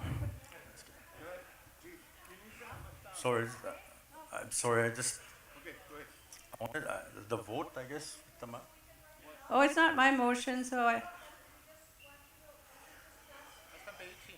Now, in the meantime, I want to answer Edmund's question about doctors and the health center, which is is going to be our biggest struggle.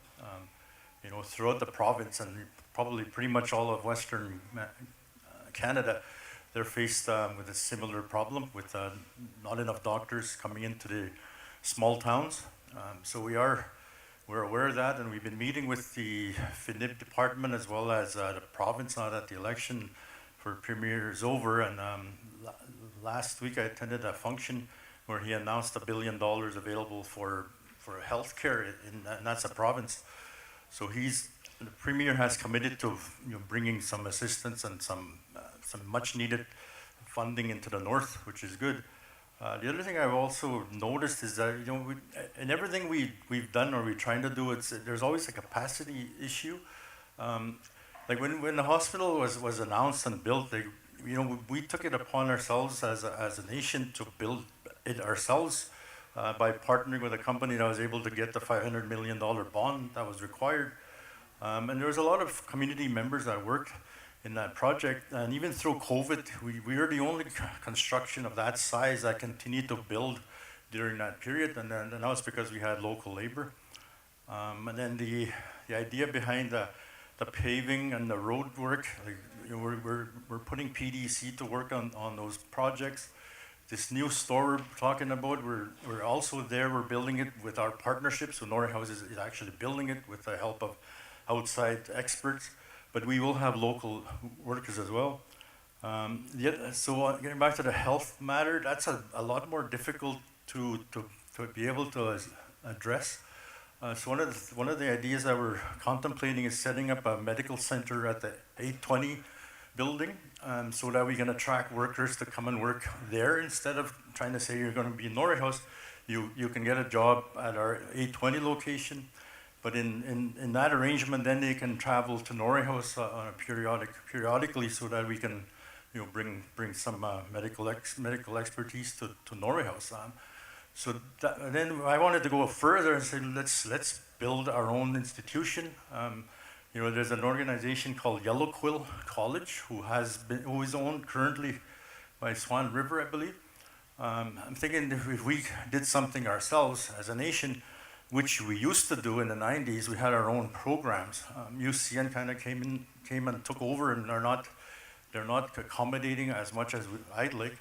So I think getting our own institution would be a much better way to address some of our capacity issues. So like getting doctors into the community, especially if they're our own people, we should be able to expect them to stay longer. So I guess Thank you. Oh, sorry. Nani got? Sorry, Brian. Hello, good afternoon, everybody. Tyler Duncan here. Just want to turn around and face people here. Doesn't come off. I just wanted to provide some context when it comes to cows and plows to the membership of our community, especially the younger people. We've heard thorough analysis in Cree, but to have it explained so our younger people can understand. I just want to first start by saying it's nice to see this many young people here. It's nice to see a packed band meeting. Go back 12, 13 years. I was the only young person in these meetings. It's nice to see everybody here. Acknowledge the chief and council, our former leaders here, Eric here, Darlene here, Brian. It's good to see Clarence, everybody here still contributing. But in saying that, in regards to cows and plows, the main community that's in discussion right now that has done this is Minagazibi, Pine Creek. So over there, Chief Derek Neepnak, who negotiated his settlement, which is the main formula that we're discussing right now, I believe. Chief Neepnak is a lawyer. He has his master's in indigenous governance, and his main legal advisor is a friend of mine who's an absolutely brilliant lawyer. And there are our own people that have their expertise and their brilliance and intelligence in this area. He would never enter into any sort of agreement that would jeopardize their treaty and inherent rights in their community. This will not jeopardize anything in terms of our treaty rights. It's what we're entitled to, and we should be jumping all over our entitlements to try and get it pushed through as soon as possible. Because whether we want to admit it or not, politics is politics, and politics is on timelines. In a little over a year, there's going to be a federal election, and Prime Minister Trudeau is likely going to lose. After the Liberal government loses, just you see how hard life's going to get for all of us. These types of agreements will be off the table. The Conservatives will never let this go through. They're not going to pay us a dime. And that's just the reality of how things are going to change. It's going to be empty cupboards, so we need to start building capacity and be self-sufficient up and get ready for that. So I'm speaking in favor of this motion. I think that it's good that Chief and Council need to start negotiating to try and get this done as soon as possible. And that's just for a little bit more insight for the younger people to understand what this is. Nothing's in jeopardy. There's just nothing but opportunity for us to proceed with this. So I'm going to call question to that motion. Thank you. Question has been called to that motion. You have one quick comment? Scott, money stop is he's not Scott. He's got a treaty number that he can stay. If he doesn't, he says he's got treaty number 1. Dude, he's got more rights than we do. All right, Brian, go ahead. Anyways, precies is de nu in eskwene en maar kijk in de skwes. Kijk was gewoon hier aan eskwene man. Nigeskenten gisuge masko. Yeso tamagwa. Mr. Sago, hapatistayna itat daw sigistihia. Egotta kika sinegate on gisiyasuta bagi mo sinega ni 3D5 etsigate. Hago, hawagan mo mit cows and plows. Kawin tuskuya. Kawin te opat tamata ni ko mas tama ko hawag sugi masko. Ego you know maya. Monina kita pisken sigate o gisiyasuta bagi mo sinegan. Mona datahin nga ate ogo. Mona takwas kastanwan.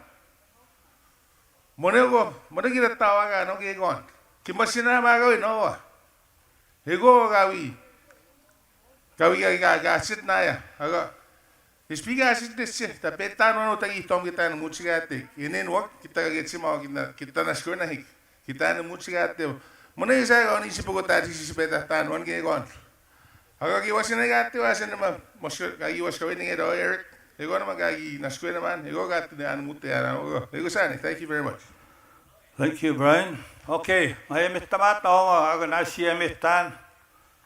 Moved by Eric Abitagan to instruct and direct Chief and Council to negotiate on behalf of NCN, cows and plows, and bring back negotiation results to the general band meeting for review and future direction. Seconded by Brian Cromarty. Eric Abitagan, you must come in. Himirat unigani wa tanudistan rumeno. That the scatta he cows and plows. Mr. Sagagaya of the Stavina. It did don't see. Aga kunse si pi on the betanwa hota. Meshima mo penanwa. The Ganova Chagate, Agaransiki Tom Nigan he teaches betanwa. That's what this is, and it was seconded by Brian Cromarty. And we only had question on that motion, so I'm going to ask for a vote. Let me ask this question first. Who's not in favor of this? Got 1, 2. 2 against. Abstentions? No abstentions. All those in favor? Carried unanimously. Thank you.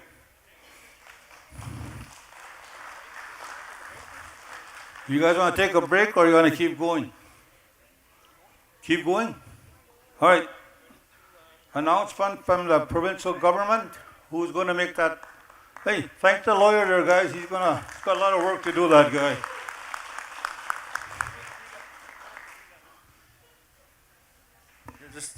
I forgot I was going to introduce our new legal counsel. Thompson Dorfman is a former litigator or law firm for Manitoba Hydro, and that's the other old issue that's on the table that needs to be rectified, and that's MIA. So we decided as council to find a legal counsel that has a little bit more internal workings of the organization that we want to renegotiate with. I posted on YouTube on Facebook about a meeting I had with the president and 2 of his VPs, and the discussion we were having was how does Norway House find a way to reduce or lower our hydro bills? And the one real possibility is that Norway House to build their own water turbine. And because the water that flows through Nelson River into their turbines does not belong to them. It belongs to us. It's our land, it's our water. And why can't we harness that power that flows through our territory? So we needed to meet with them just to let them know what we're trying to do and what we want to do and that's to reduce our hydro bills in a manner that's more realistic. For years they keep pushing us to solar, they'll keep pushing you to wind, but we've done the studies for both of those and they won't be reliable. But guess what's reliable? The water that flows in our territory. So that was a discussion we had, and they've agreed to work with us on that. The other one was on the cleanup of 2 Mile, 8 Mile. It's been a year-to-year kind of a contract, and it's really hard to run an operation when you don't know what you're going to be doing in 2, 3, 4 years. So we wanted to discuss the matter with having a 10-year agreement with them so that we can actually have a much more stable approach to cleaning up the territory or the areas that they've damaged. In '97, none of that was ever brought to the attention of the negotiators, that there was contamination. So they have an obligation to fulfill the rest of the cleanup. But there's also underwater debris that nobody's actually gone into to investigate. So, you know, we've hired a diving team actually as scuba divers. They'll be going into the channel sometime in June, middle of June, to start documenting what's down there. And we've seen some sonar pictures that there is things down there. So we're building our case to have a stronger solution to the fact that there is ongoing issues with Manitoba Hydro. And the bigger one is it's called a 50-year model, where we can have a company out of the Netherlands that has been doing this for over 100 years, where they can model the water, the wind, and the currents, and be able to project 50 years from today how bad or how it's going to look with erosion in the territory. They can even take that, they can close 2 Mile and then be able to see what it would have looked like without 2 Mile Channel. So that's the research that we're continuing to do. And for that matter, that's why I supported the MIA. I had believed that having MIA and the monies that came with it, we would be able to hire the proper experts to prove what kind of damages were there, because under the NFA, there was never any money available for First Nations to do research and studies. But now that, you know, 2024, we have a lot more ability to use our current funds to prove that we have been wronged by Manitoba Hydro Canada and Manitoba.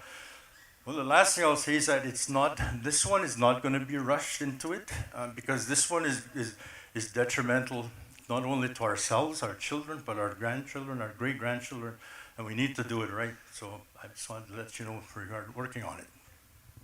Thank you, Chief. As a survivor of stage 4 cancer, did it come from the water we drink? We don't know that, right? But I believe in terms of what they're doing, I strongly believe that we'll have a better, we'll be in a better position once they start talking about this work and this research that they're doing. Sige ma, muna tatugino, ako singa rata ba starwig, muna gigiskente ang nagisidante o chipanigan ma. So it's important that we need to know, and we need to point a finger at who is responsible for. Kaya si Mr. Tikitimagi si Tikitini Miana, Mr. Yeo Disnigora, Husino, Tabatinigot, you know. So, okay, who's going to do the next one? Frida? She's an ex-provincial employee, by the way, so she continues that file. No, they wouldn't let me work on it when I worked for the province. They said it was conflict of interest. But anyway, I'm here to do what's first on the agenda, bridge or roads. Internal roads. Just a brief history on the roads, just so that I can give you an idea of all the challenges we've gone through over the years to try and get the roads fixed in Norway House. Back in 1979, Manitoba wanted land to build roads for education purposes and easement for hydro and telephone lines. So Norway House, through a BCR, gave up some lands for the roads in exchange for additional lands elsewhere.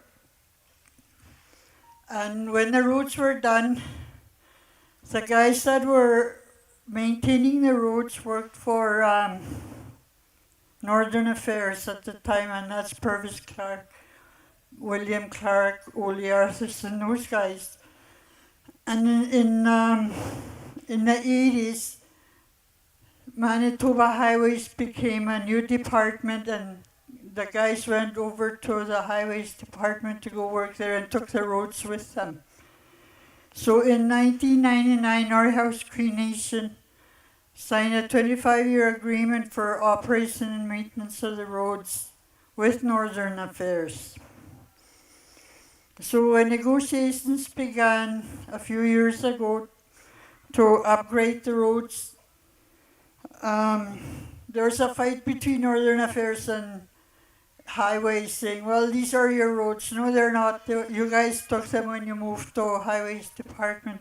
So that took a long time to resolve. Like, who should Norway House be negotiating with, Highways or Northern Affairs? But anyway, fortunately, through continuous meetings with governments at all levels, we came to an understanding with this new government that is more interested in working with Northern First Nations.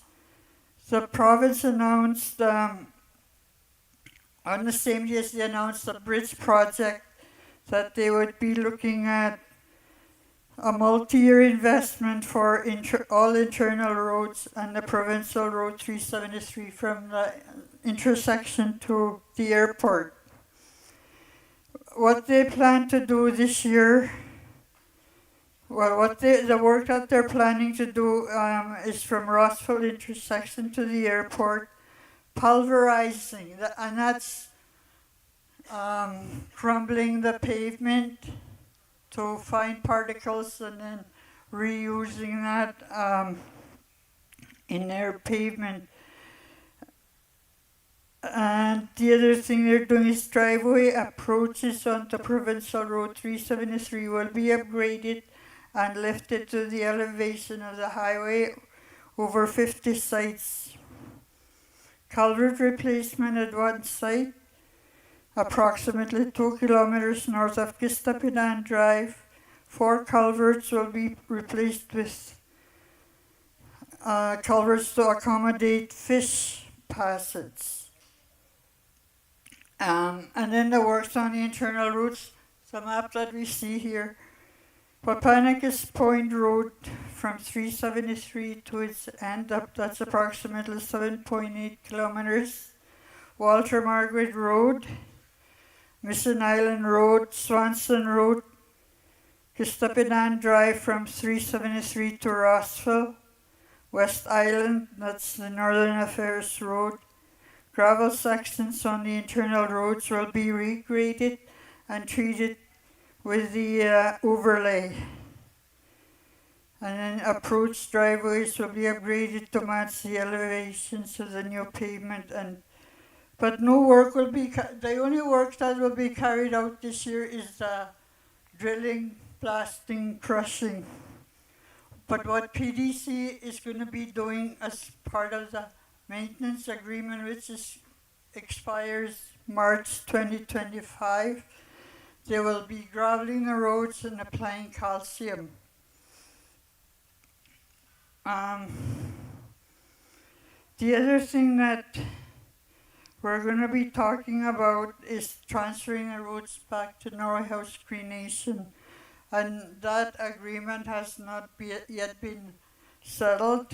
We don't know how that's going to look like. We talked about 5 years after the completion of the project so that we can see that the project is the roads are not going to crumble right away. But at the same time, this map here, there's a piece, I don't think this is the right map. There's a piece that shows First Nation.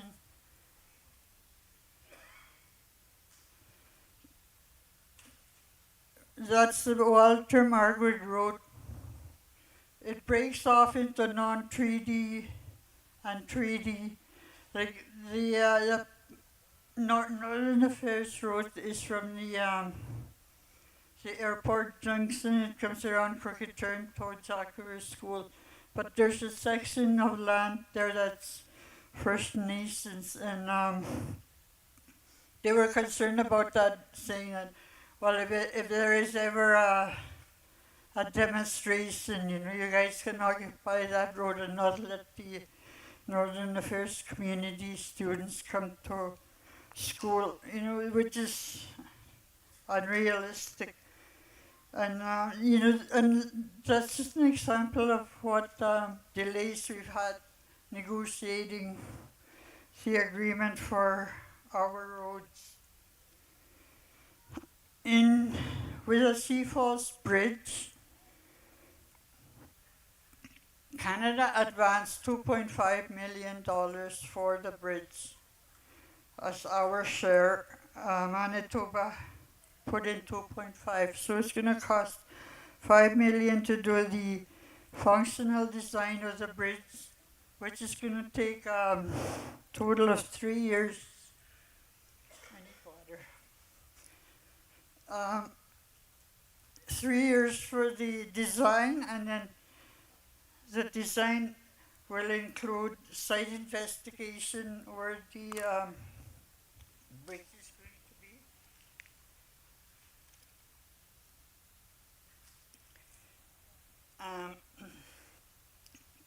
And then construction will begin in 2027, and that will take approximately 2.5 years to complete. So we're looking at 2029 to finish.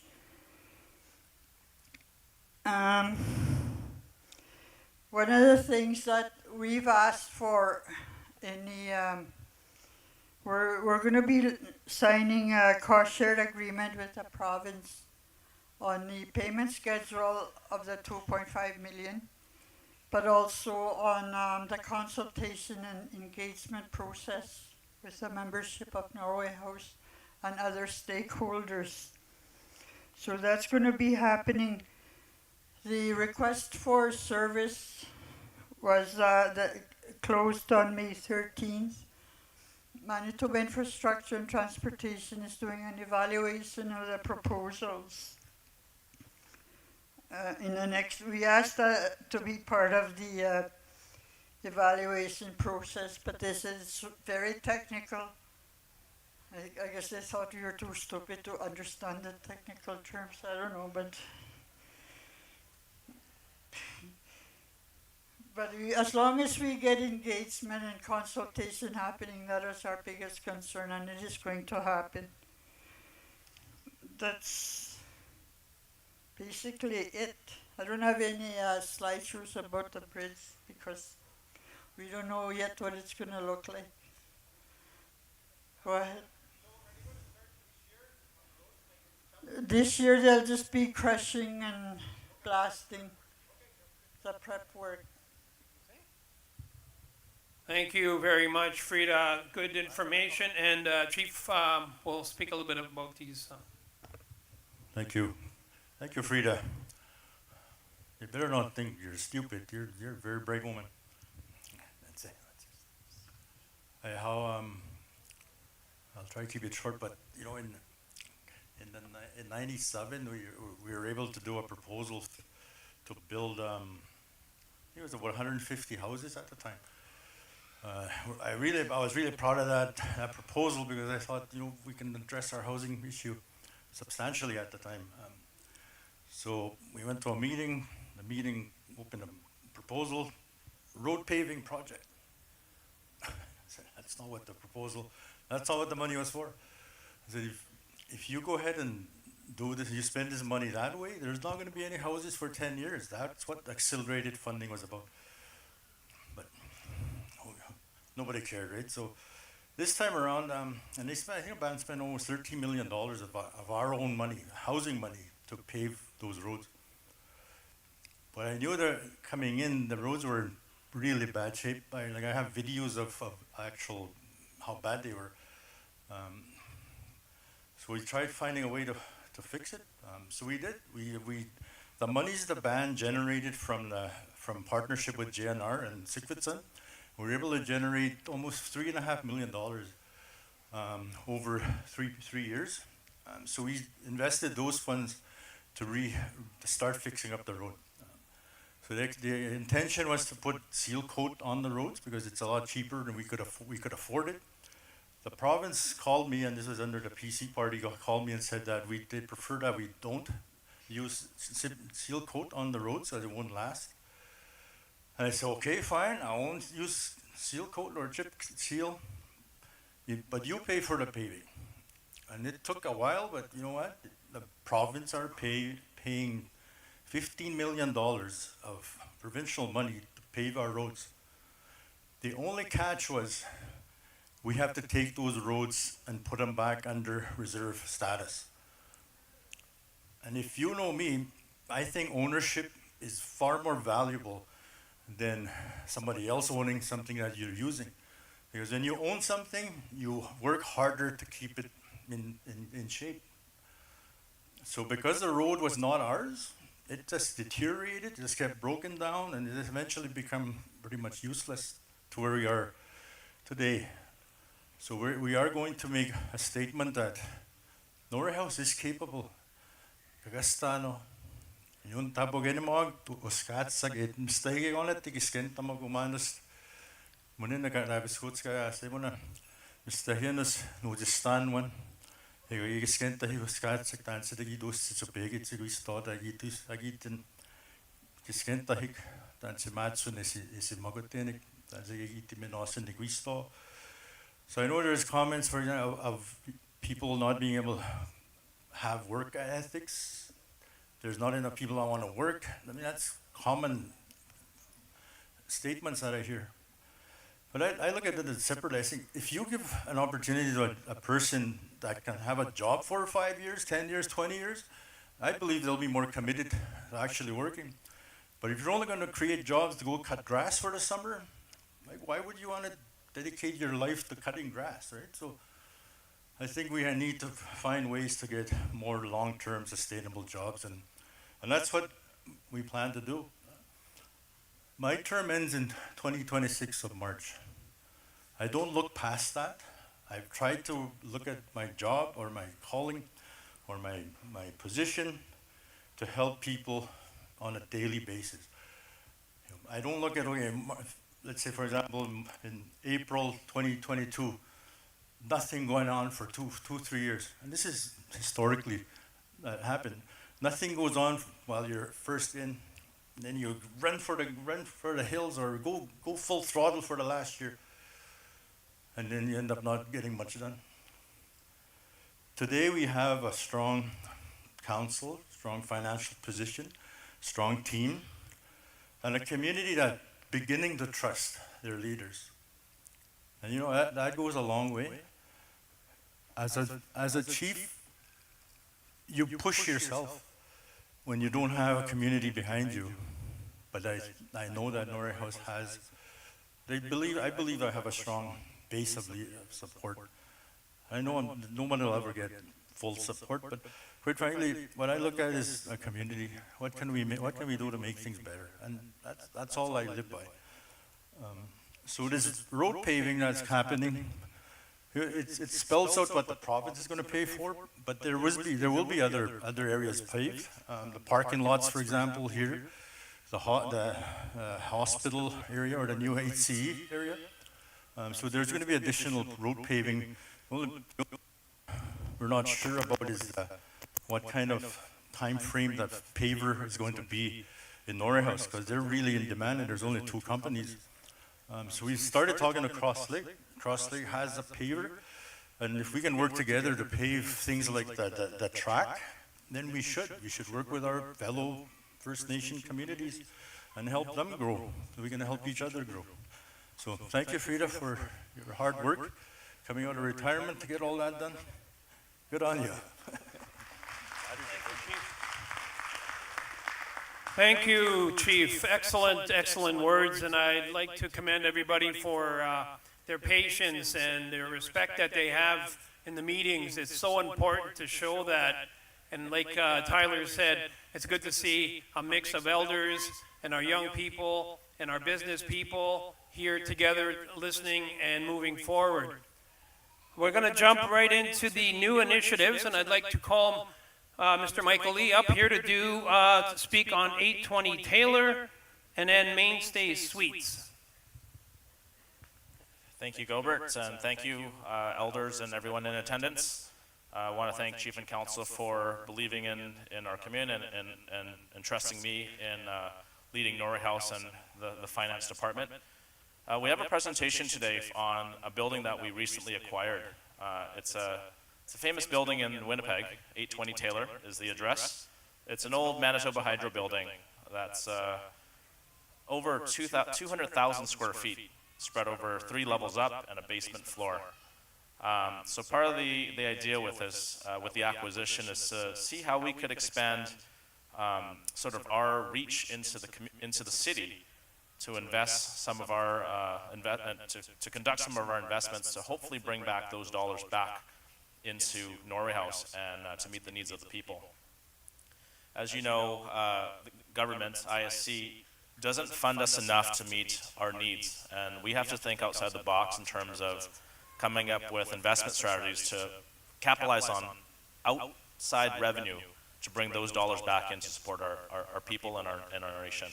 So I'd like to introduce you to Joel. He's part of my team.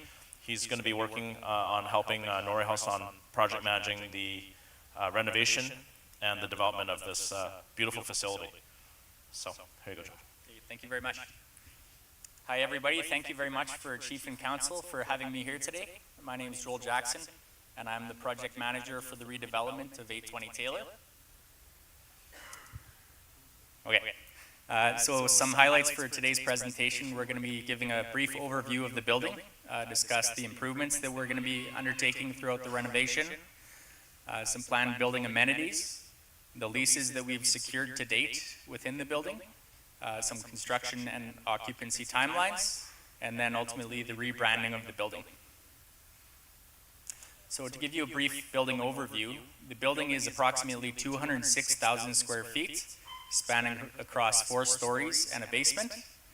There's a picture on the bottom left corner there. It's the existing building as it stands. So the building is located on 9 acres of land within Winnipeg. So one of the best, I guess, advantages of the purchase was that the building came with 9 acres. And so there's endless possibilities of how Norway House can subdivide the land and use it for future economic development within the band. Other than that, there's modernized elevator equipment, there's an existing cafeteria within the building, and its primary use is as an office building. So within the renovation, we're going to be doing a full mechanical system replacement. We're going to be doing electrical revisions within the building, window replacements, code compliancy improvements, so ramps, stairs, washrooms, parking lot improvements, building exterior improvements, and energy efficiency improvements. So to give you a quick overview of the drawings, this is the basement level, and we're planning on doing a 4,000 square foot daycare within the basement for tenants within the building, and if people in Norway House have children that need a daycare, they can bring them to this daycare if they wish. There's also a cafeteria and some leasable office space. Going up to the first floor, this is the most exciting floor within the building. There is a planned medical tenancy within the building. So we have medical, dental, pharmacy located on the northeast wing. And then on the northwest wing, we're planning on doing a conference center, a 4,000 square foot conference center. So Norway House hosts conferences once in a while in Winnipeg, and what better place to do it than their own building.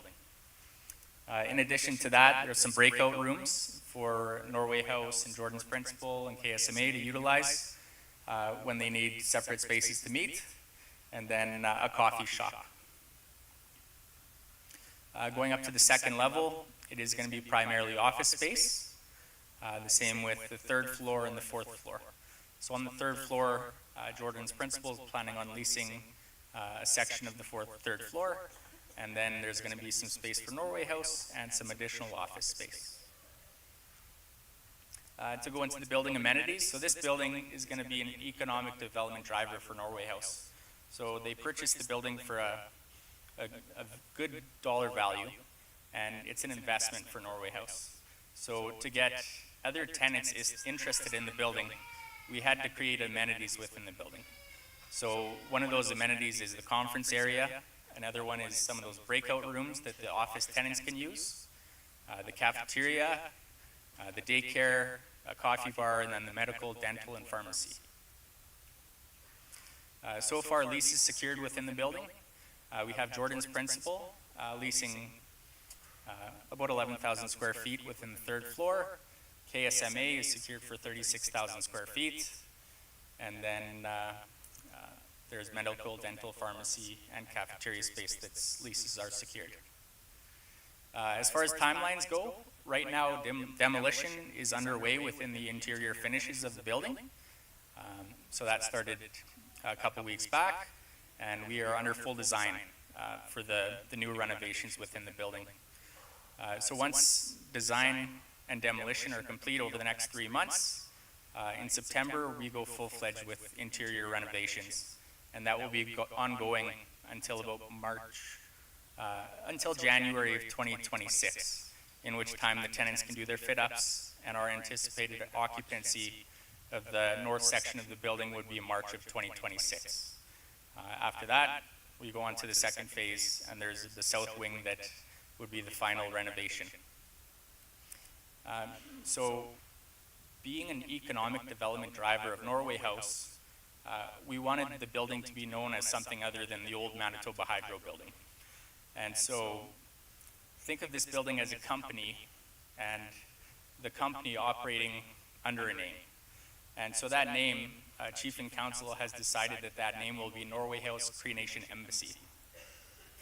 And so I've worked with a graphic designer to do up a brand for the building, and that brand is almost done. And it's going to be under Norway House Cree Nation Embassy. To follow the brand standards that they've designed, this is a rendering of what the building could look like. So it goes off of Norway House's beliefs. It's bold, it's modern, and I believe it well suits Norway House. So thank you everybody for having me speak today. If anybody has any questions, let me know. Thank you very much for that update. And you know, all of these projects are so important for the future. Equity is everything. This will never lose money, and it'll always be a possession of the Norway House Cree Nation. And before we get to our final couple of topics, let's give a big hand of applause for everybody that presented and all the comments that we've had. Let's give them a nice round of applause. And I'd like to thank Mike for his help with today's meeting, and we're going to turn it over to Chief Anderson. Please come on up again. Thank you. I won't say much. That the 820 purchase, initially was intended to transfer the 333 Maryland patients into the building, but to be able to set up the way that the 333 was, it was going to be too costly to do the renovations. So we had to relook at how we can address the 333 building. And one of the solutions is the picture behind us, which is Mainstay Suites. So every room has a kitchenette in it, and so we've purchased that recently, and we have also looked at trying to have a hotel that was generating revenues, and this one is profit currently is about $3 million a year. So the way that FNFA works, it's a funding tool that we use for First Nations that are under 10-year capital grant and under Finance Management Board. You can borrow against the profits of an entity that has a proven track record for over 5 years. So for this was built in 2010, so its track record is obviously longer than 10 years. So we would be able to take the 3 million, multiply that by 30 to be able to qualify for a potential loan for 90 million. At bond rates, which is, you can't get any better. And the idea is to then, not necessarily borrow 90 million, but I'm just giving you a synopsis.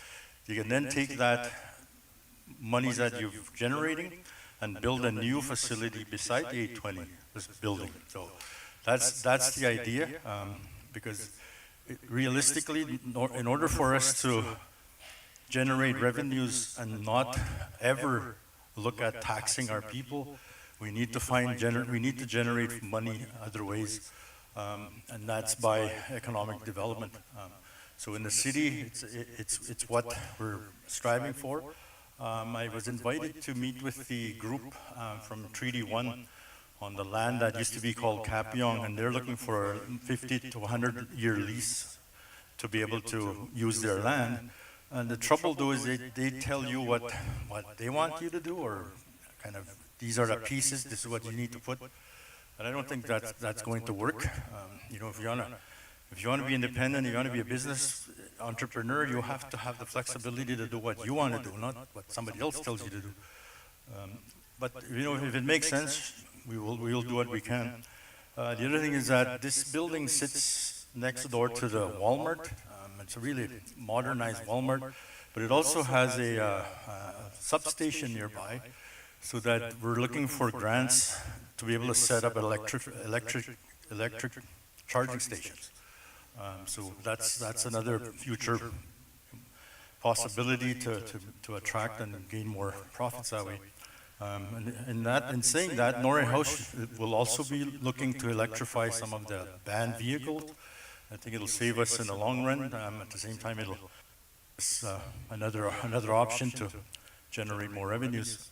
And the reason you need to generate more revenues ultimately is we're a growing community. We are very high demand for housing, high demand for repairs, and whatever else that a community needs. Like this building, for example, needs a desperate renovations. We have talked about expanding this way towards Roseville for a second hockey rink and a swimming pool slide park of some sort. So I mean, we're working on these things, and if we can make it work, then it's worth talking about. But there's lots of ideas, but not all of them are good. So we don't want to waste too much time. So with the Mainstay Hotel, it is 100 suites. It's usually used by Red Cross. They have a very huge clientele with the evacuees. So as you can tell, this year the fires have started, and they started now booking their rooms, and it could be filled up fairly quickly. The 333 Maryland location, we were going to suggest selling the facility, but the province has come forward, mainly Minister Smith, wanting to see if we can work with them to set up a detox center in the city, and that building could be very useful in that way. So we're still in talks with them, and if they're willing to pay for O&M, then we could potentially keep it and use it for that. Thank you, Chief. So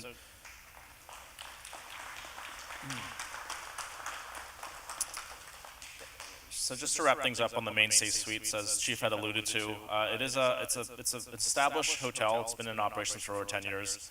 The opportunity to acquire it came upon us without it came to us back in, I'd say, the fall of last year, and we've been working with our banks to sort of close the deal, which we did last month. It's 100 rooms, all suites, 95 to 98% fully occupied at all times. The existing management that was running the hotel, we kept in because, as Chief had said, they've secured long-term contracts with Red Cross, with evacuees. We have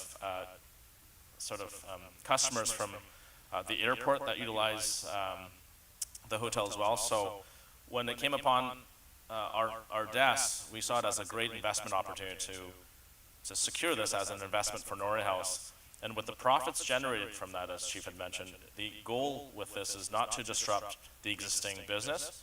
Let it run, let it do its thing, extract those profits and reinvest that in a new hotel that we'll be building at 820 Taylor, right beside our building.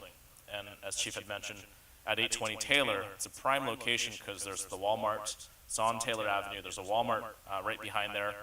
We're looking to put a brand new hotel in the near future with the proceeds from this investment. Thank you. Any questions? Yes. Okay, thank you. Let's give a big round of applause to Mike Lee. Always brings the good financial news, which our community really respects, and we're moving forward. Now, who's going to be... Oh, I'm sorry. Here's a question here. Sorry, go ahead. Hello. I'm glad this is happening for what you're talking about, 820. But my main concern is the 333, Maryland. I came out of ICU on the 20th, I think, and I stayed at 333 Maryland, room 204. I was so cold, heat wasn't working. Portland gave us a portable. It would, what do you call those? It kept tripping? Yeah, it kept tripping. I was so cold, I had my clothes on, my jacket, under a blanket. They didn't even have extra blankets. And then on top of that, like, we tried to complain, we tried to, they came and tried as much as they can, but nothing was resolved until the last day before I left. And it's just not me being affected by this. It was the whole people that was there during that time. It was winter, it was cold. And, I was back there in February again. Same thing, different room, on the second floor. All the time, it never fails. The heat is not working. When you ask security to come and check it out, well, they're just like sitting at the desk with their feet on the desk, Facebooking or whatever. I have proof of pictures on my phone. And that is not right. When we need help in there, we need help. And question is not to send people there all the time. They tried to send us there last time. I was especially late by accident at that time. And we waited an hour and 15 minutes. I think I phoned Dion after that. You know what they said to us? Oh, wait, we'll get to your room. Waited. And then, oh, we don't have room. And you wait, and you're hungry. You just got off the plane and everything. Finally, you went to Maryland. But Dion knows the rest of the story of this. But anyways, that is my concern with, that. I don't know what my next appointment will be, and it'll be probably the same problem over and over and over again. I'm not just talking about me. We have elders staying there. We have people that use walkers, wheelchairs, whatever, People that go there with kids that have appointments, dental appointments. There's nothing there for them. Well, there's a little daycare there, yeah, but nothing on the second floor. It looks like you're in prison on that second floor. There's no lighting, nothing. And we still have to wait, a year and a half for something to be done there? Like some people are lucky to go stay at a hotel for their medical appointments. We don't have that luck. We don't have that luxury. We don't have that money to do that either. And on top of that too, like nobody wants to eat hamburger, chicken, lasagna all the time. Like we eat that at home. Like, seriously, that's how they feed us there. And you know what they do? I have proof of this too. I sat there, I seen the worker, honestly. I worked in at the diner for so many years. Behind that, cart. That woman was wrapping up hot food with saran wrap, and the steam was just coming like that, making that wrap like that go up. And then that's contaminating the food already, like that. And then it was 12 o'clock. Why she couldn't just serve a plate at that time when people walked in, And that was another problem together too. I asked her for help there because my daughter went to get something at the store. And then she just walked right past me. We need help in that. Summer's coming, it's going to be too hot. Winter's coming, it's going to be too cold. We need extra blankets in there. Make sure all your tenants are good. Dion, right? You're the portfolio for that? Health? Yeah.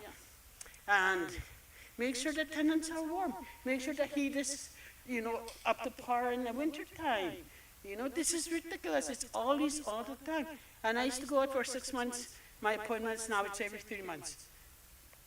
And I should not have to be cold in that.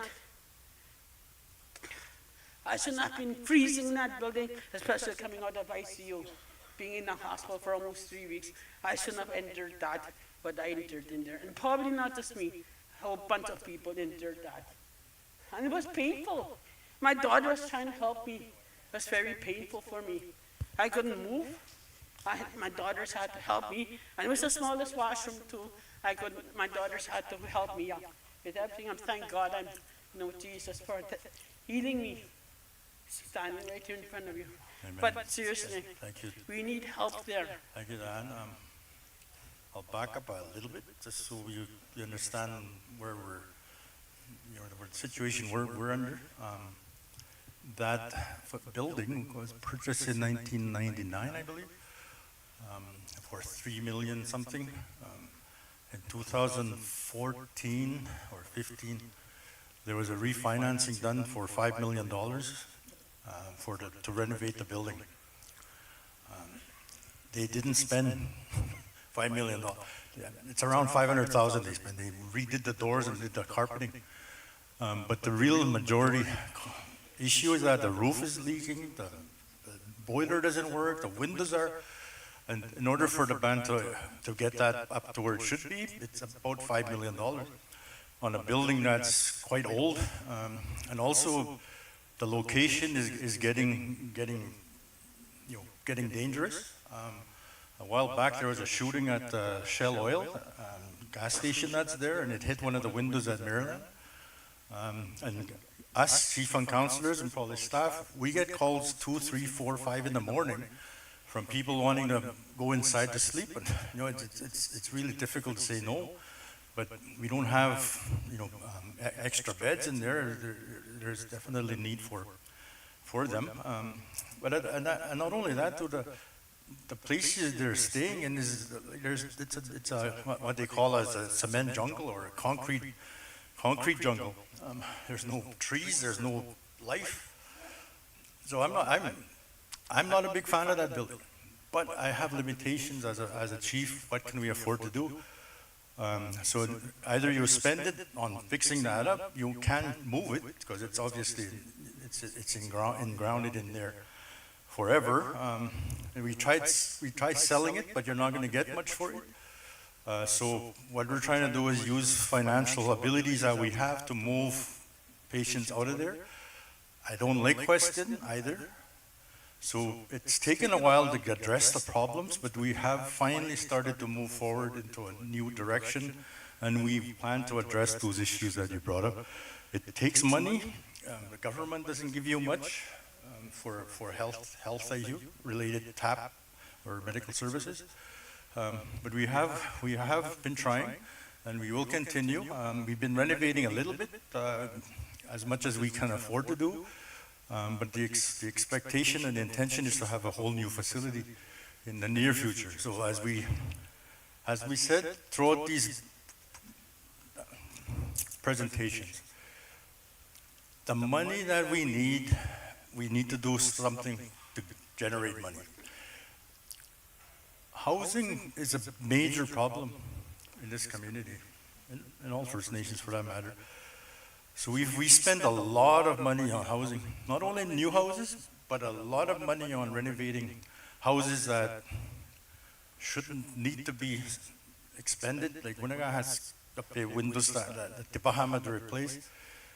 But the situation that we run into is if you don't replace those windows, then the hydro costs goes up, and guess who pays? Well, hydro is a welfare program, so then we're using up more monies there. So it's a cycle, and the best way we think is to find revenues from other sources and start building better and start building more. But it's been 6 years since I've been here. And I can tell you 3 years of it was really nothing to do because COVID stopped everything. But we're moving forward now, and we're going to continue to do what we can to make things better, especially Maryland. And then the other factor is the health center. Like that thing, we got $100 million to build that. But the design on that build was actually closer to $140 million. But the government underfunded it. So it took us almost on a monthly basis to continue to explain to the government that this is extra cost. It's the fact that you didn't budget properly. So now it's up to $152 million. That's $50 million more than what they gave us. But we worked hard to convince them that it's a good investment, and so we've done very well in doing so. The one area that's really hurting us is it's that company called Northwest Company. They take away close to $30 million out of this community, and very little employment, especially management areas. We even tried to buy a simple little outfit there, Super Video, when it was up for sale. Northern says, oh, we want to buy it as well. We just want to use, we were building at the health center at that time, we were going to use it as an office space. Nobody wants, they wouldn't let us buy it, they wanted to buy it. So I'm not I've seen the detriment that our nation has, and it's because of a Walmart. I mean, that's what Northern is, it's a Walmart of the North. But those issues take time to address, takes money, and those settlements we're talking about, I mean, that'll have a huge impact on this nation. Like, I've never seen that kind of a number in my lifetime. Never heard about it. I thought the $77 million from the MIA was lots. But this one is far more. So I'm not going to be here forever, and obviously I know I'm going to live forever, but I'm not going to be a human forever. But I do think that from what I've seen growing up to where we are today, Stahibitas, and I hope and pray that you can see it too, because it's something that our community needs, so our children will see them. Yeah, I'll leave with one thing. It's kind of my closing comment. I'll leave by one thing as well. Our nation has been fighting with each other for 40 years. Probably started in the late 70s. Do you know how you stop a fight? And it's biblical, actually. I just learned this myself, even though I read it many times. If somebody slaps you, turn the other cheek. So I get hundreds of attacks, bashing, whatever you want to call it.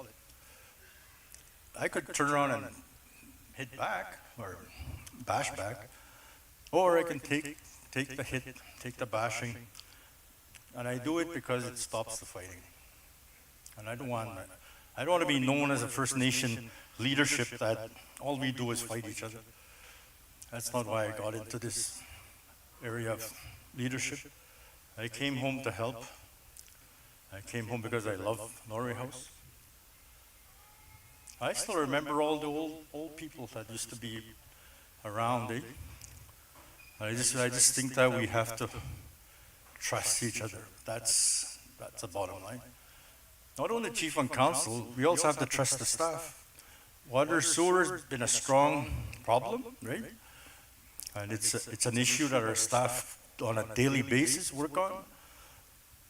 But we need to figure out how to fix it, and we are. So you got 100 million from where? Say, here's an example. If you got 100 million from somewhere over here, from Bob, so why couldn't you give Daniel 100 million to buy water trucks and sewer trucks and hire drivers? If you get 100 million from Bob, and then give it to Daniel to buy water trucks and sewer trucks and hire contractors. If you, I'm not if sure you that say, I understand the question, Dan, but okay, there's 100 million in the here's how I can pot. answer that. Any funding we get for water sewer, Yes. we spend it on water sewer, and then some. Like, we don't get money for maintenance probably. Yeah, but is there funding there you can But get? the funding that the government expects us to use is the user fees. But employed members of the nation don't pay user fees. And I don't intend to enforce it. But so we have to come up with a difference. So, and we have been. I'm past that topic now with what my concern is. But this was what I was going to bring up too. I've counted 8 or 9 sewer trucks and water trucks and plus a garbage truck across from my place. A lot of posts about needing water and all that. You know? Those things have been parked there, oh jeebus. I don't know how long. I barely come out of my room. So when I come out, I look out my window. Same thing. Every day I see those things parked there. What's being done about them? Who's fixing them? And mind you, there was a water truck coming right past me. I was standing there, potholes. It did not even any care in the world with those tires. I just wanted to shed some light on the question regarding funding. So if you got, say, a lot of the projects that we're doing now, we have specific funding for, and you know, and we have to use it for that very purpose. Like Chief had mentioned, you know, when 333 Maryland was refinanced for $5 million, and they only spent, say, $500,000 on it. Well, that's the reason why we are having and experiencing these issues. And as you see, like, the nation is moving forward and we're progressing forward with projects. But those funds that we've secured, we worked hard to secure for those specific projects that we have to see through. So the response that we have working with leadership is, how do we generate own source revenue outside of our funding envelope, outside of specific project funding, to help support the gaps, like in, you know, public works or in housing, where the government doesn't fund us adequately. And I think that's some of the investments that we're doing take time to bear fruit. And so that's just to sort of shed some light in terms of why we can't take money from, say, HCE or other pots or education, because we don't want to go down that path again where we overspend our education dollars on other areas that are also in need.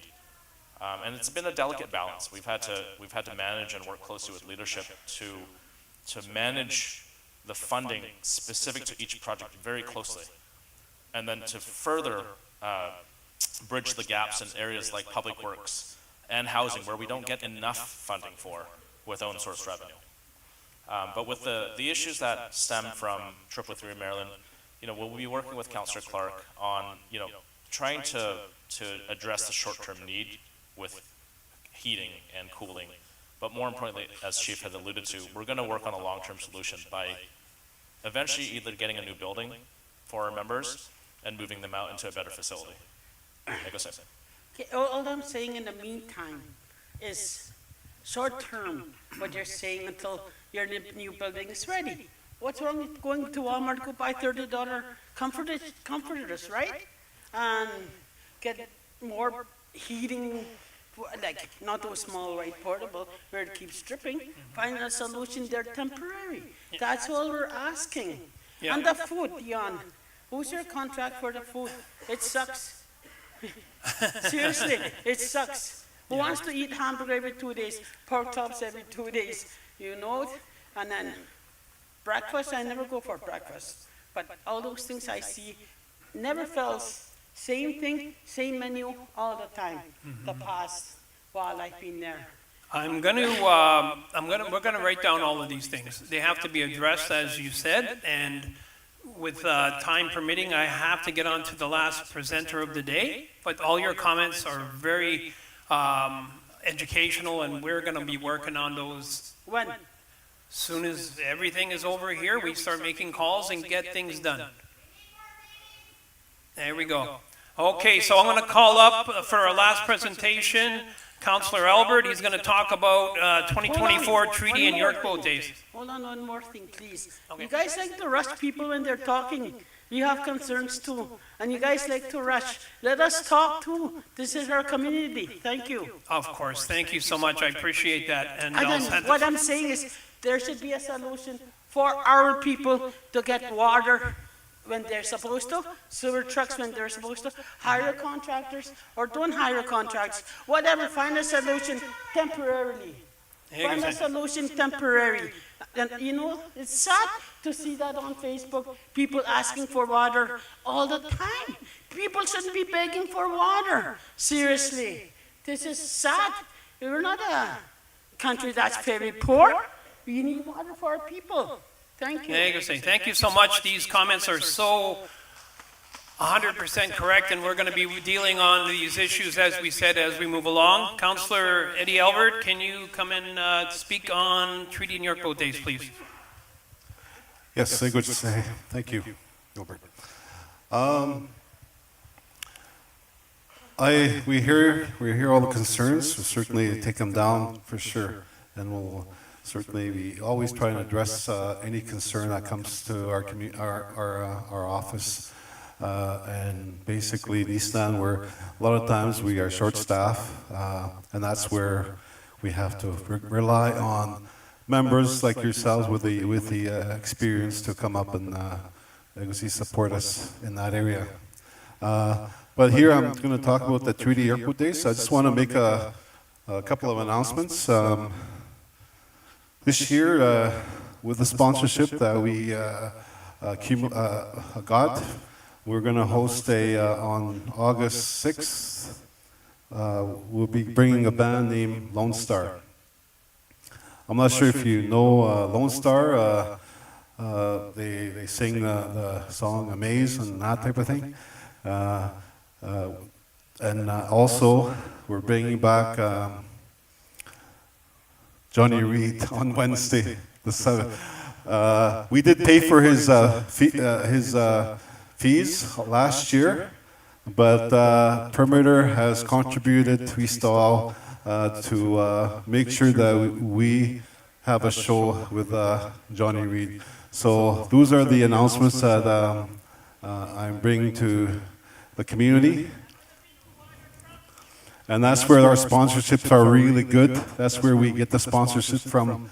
And we appreciate the support for Treaty Airport Days, and that's where you guys can come in and join us. Thank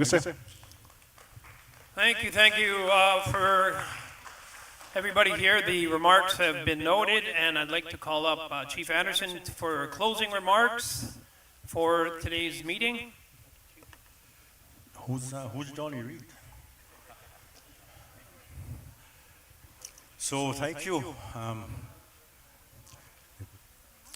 I know that the meetings should be more frequent, but we do come when there's things to talk about. So that's what we did today. There's an audit going to be completed at the end of July on schedule, and shortly after that we should be able to host another meeting. You know, Mr. No, our nation's is a growing nation. Our people are getting smarter, they're getting brighter. You know, they care. So there's nothing wrong with that, and I appreciate, you know, the comments, the questions, and you know, I get most of my questions come through Messenger on Facebook, and you know, I answer as many as I can. But at the same time, you know, these meetings are truly important, and there's certainly nothing I will shy away from. Because as long as I'm a chief, I don't want to do anything wrong. I've also, to a point, to a large extent, I have not gone look back at some of the things that my predecessors did, and I don't plan to. So we will talk about going forward. And we'll continue to do what we can to make all our needs, or to meet all our needs. So thank you for coming. We appreciate it, and I hope you guys had a decent meeting. Thank you, sir.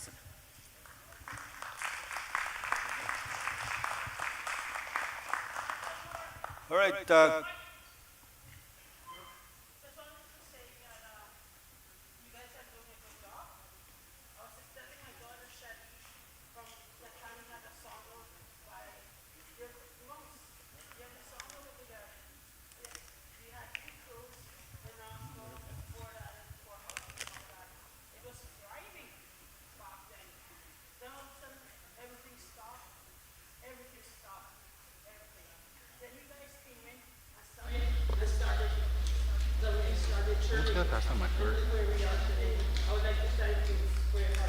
Thank you, Diane. And for the folks that are here, if I can ask you to, we're going to do the closing comments by the leadership, and we're going to have a closing prayer. If you guys stay with us through this time, I ask that you guys could choose some consideration and stay with us till the closing prayer has been done. Councillor.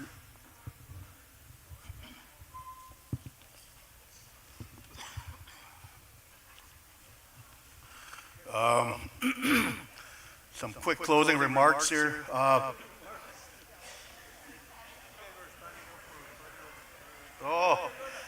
These guys were standing up. They thought there was a prayer going to be said there. Okay, I just wanted to say one thing.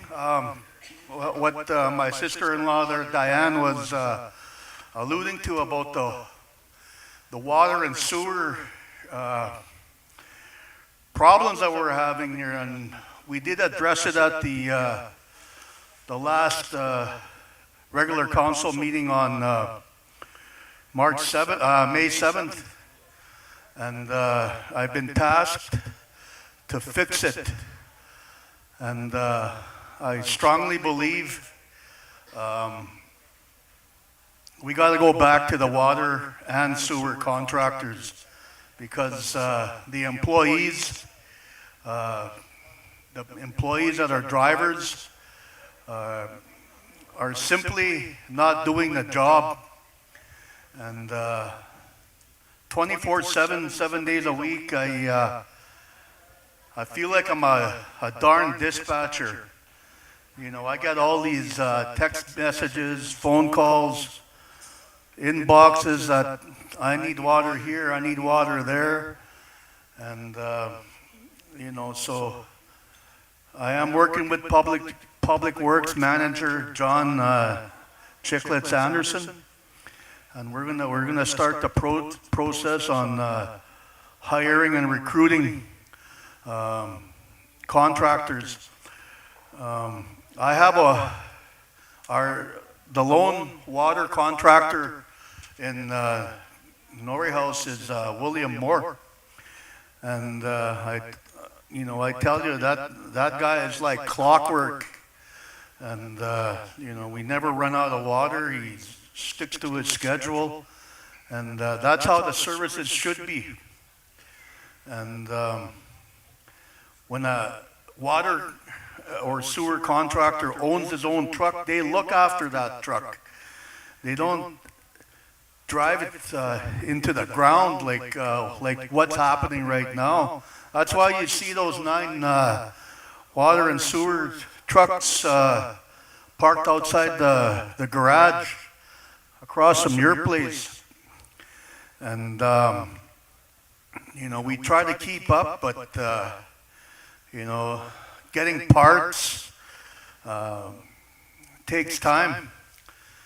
But you know, we are working on this, and you know, I hope in the near future we will all have our water and sewer contracts in place, and just a couple of drivers on for water and sewer that will be employees.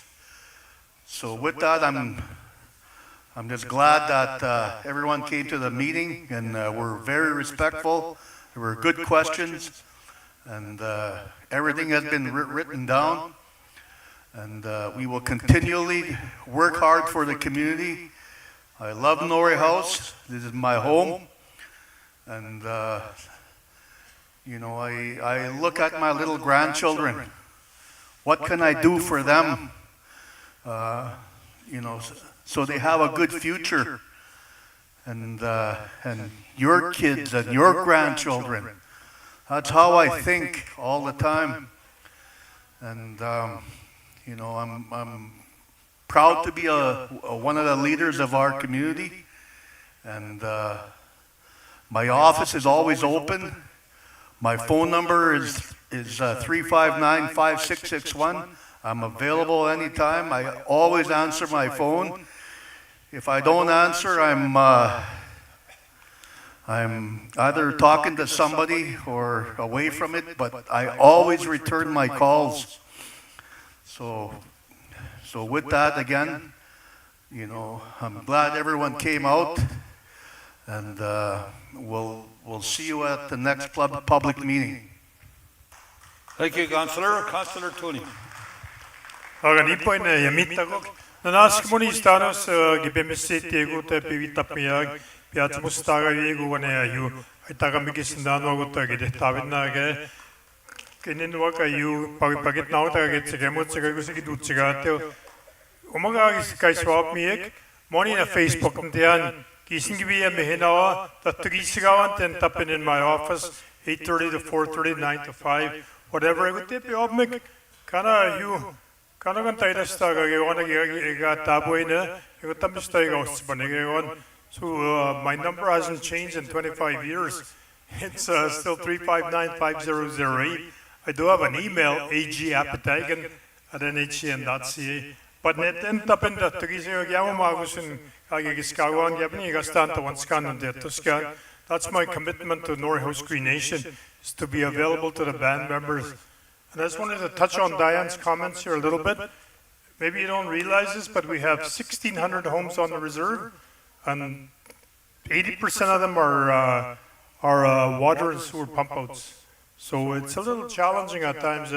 Nista to every weekend, tipiskag 4 o'clock in the morning, be amiga mate nipi, papabitsigato, 4 o'clock in the morning. You know, you might at 4 o'clock in the morning, get some more, so, you know, there's a difference between the 4 o'clock phone call and the phone call during the day. So, Kaitera, Frida, Munanga Gebats, no, Nista, young Giskanten, the Tawin, Capigo of Mina, a Pamutian, a Pamigugian, a Pamiu, Pamina Nagatstan, Gaiton, I guess not, so you can go to Minopaniga. Morning, you Facebook time, Monadu, and I got you news Kaiton, again, Cantagoma and Mutsigatic. Have you go up, Mitch? Pastigutan, discount them. Vitamitan, keep behind the Scott them. Aganamagan, Mutamaki, Ganina, you know, that's how I am. And it's good to see former Councillor John Cumberty here, Johnny. Thank you. I know you've been having some, Johnny Anderson, you've been having some health challenges too. It's good to see you, my friend. So you, that to get the Asinista, Mona, you. Mistake Mamitan Chigantaya, I got mistake time in there. Maga, you, Munayagan time in Tabuini Gapatstan. So, can I ask a bit now? You told me about Mitaut, one of Sigisket and Nazaga Hispaniwa Fanumalash, Maga, and ask Mamma to Nista to Gisigo, a minute Gabet Matsuin, a minute Gabets Mamitan and Tamuin, a minute Gabets Taitagaya Mian. So I thank God for all the things that I am able to do, and I love my community. I love my people. I make myself available all hours of the day, and you know it's. But that's okay. I'm still up to it. You bagisin them one. Oista nagachi maskigino. Oista nagachi sunis kugastan. So nistan jawas misak no simbak. Tenten da you know Matswin Taya Chiga. I much about the Manavanina, Minigavin, a drug sky dollar, much of you, much musky, I much about the money. No, about 10 is Sonachi panic. It's one Sonachi had it, you know. Scott Sagno up more Kagi Napio, Skinny Gog, Kagi Pasca says it's much on. You know, Monagan a Giskio, Targis gave it cigar. You much because now so Mamitan Tamugama Mona chief and councilman or you who do Tamuine Kisna Pugatavici Yak kissing Giskent and other Tagamiga in your neighborhood Gaiton with Tamuk. You got Tamono Sigiskan, you got the Yiminagaino, the Masnagan, Tayan, Monama, and a Pagitan, the Tama, or Tagamigis. So, Canadian Tamagiskan, Mega Yigiskan, Megaino. Kinoga Megan Tagaona, who at Tawa, who Gabatsta, Niskenten, and I'll make it available to the rest of Chief and Council. So, with that, it's been a great meeting. Thank you to our presenters, very well put in layman's terms. So, I know people have sometimes problems with adjusting to technical terms, but it was really good that some of the interpretation that was done. So I think the recommendation there, Chief, is have a translator for next meeting for some more of the technical stuff. So I'm good with that. So I was in do temag tuminigi yak hogi tat nugan. Netan dagawat ten hogi den nugat tano guma US TV screen nugat tanage. Asma mana wini picture sayo muna wide out kagyan agina. Edman tola hours magabit tayo. So but they do tamage on at the skin you got to hoggy on tamage. Thank you, staff, for being here. Thank you for accommodating our people. We'll see you together. God bless. Thank you, Councillor. For your info, I got a lot of calls thinking they're calling him. My phone number is 5007.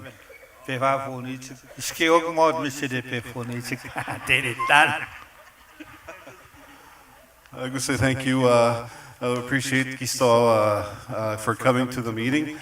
Thank you to the presenters. It's very well presented there on the meeting here, and I thank the two MCs for keeping the meeting going forward, and of course our staff for setting up this facility and also setting up everything. And I appreciate what they do in our community, and continue to support them. Thank you all for coming out. Thank you, Councillor Red.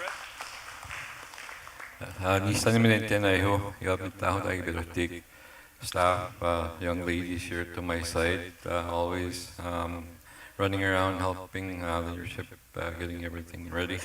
I got a few texts. Make sure you bring home a cow. So, but you know, it's exciting in the future. Like we have to get ready for our youth, our grandchildren, our children, their children. Tagawalas tayo kasi nagagawa na yung whatever we have planned, and you know, hospital, skating rink, houses, safe community safety. So I'm glad that people came here, and you know that on the agenda. Thank you. Before we get to the next agenda, for your info, next meeting, Councillor John, to discuss fee simple land ownership rather than turning to reserve federal land. For your discussion for next meeting, maybe for your staff, all right? You might be good to me then. Councillor Dion. Good afternoon, everyone. Again, thank you to everyone for coming today. It was a full house today. It was a pleasure to see everyone. And it was very good questions, good dialogue today. Everyone talking, discussing all our important issues. There's many outstanding issues that still need to be addressed. Unfortunately, I'm sorry that some of them have still an issue, like 333. And that's always been a discussion through Creation and through our leadership in the past, is we got to do better than that. We do got to do better than that. And that's where we talked about having another hotel and so on. So I know it's not quick enough, but that's something that should have been a quick fix. And I like that recommendation, go buy better blankets. It's such a simple fix. It should have been done. Sorry about that. I'll follow up with staff on that. Thank you so much for everyone that came out. I know there's a lot of work that has to be done, and I encourage everyone to continue to work together. And to the staff, again, thank you. You guys are the ones that continue to keep our Cree Nation moving forward on a daily basis. So just thank you to everyone that coming out. God bless. Thank you, Chief and Council, for your closing comments. I want to thank the staff, the presenters as well. And I need to acknowledge the real Indian in the room. Can you stand up, sir? Welcome our friend, our brother. Thank you. I'm going to ask our elder, Rina. We started off with a good way with a prayer, and we're going to close off with a good way with a prayer as well. To the people that came, the people that have listened in on, I don't know if they're on YouTube or just radio, whatever. Thank you for listening in. And thank you for the opportunity to be your MC here. I hope I do it again soon. So everybody, please write that can and lose that can't. That's fine. Rina, thank you. It was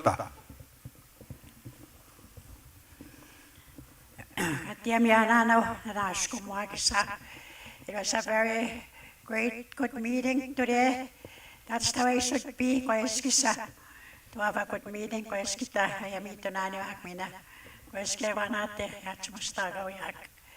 So I'll use the benediction as we close this afternoon. May the grace of our Lord Jesus Christ and the love of God and the fellowship of the Holy Spirit be with us now and forevermore. Amen.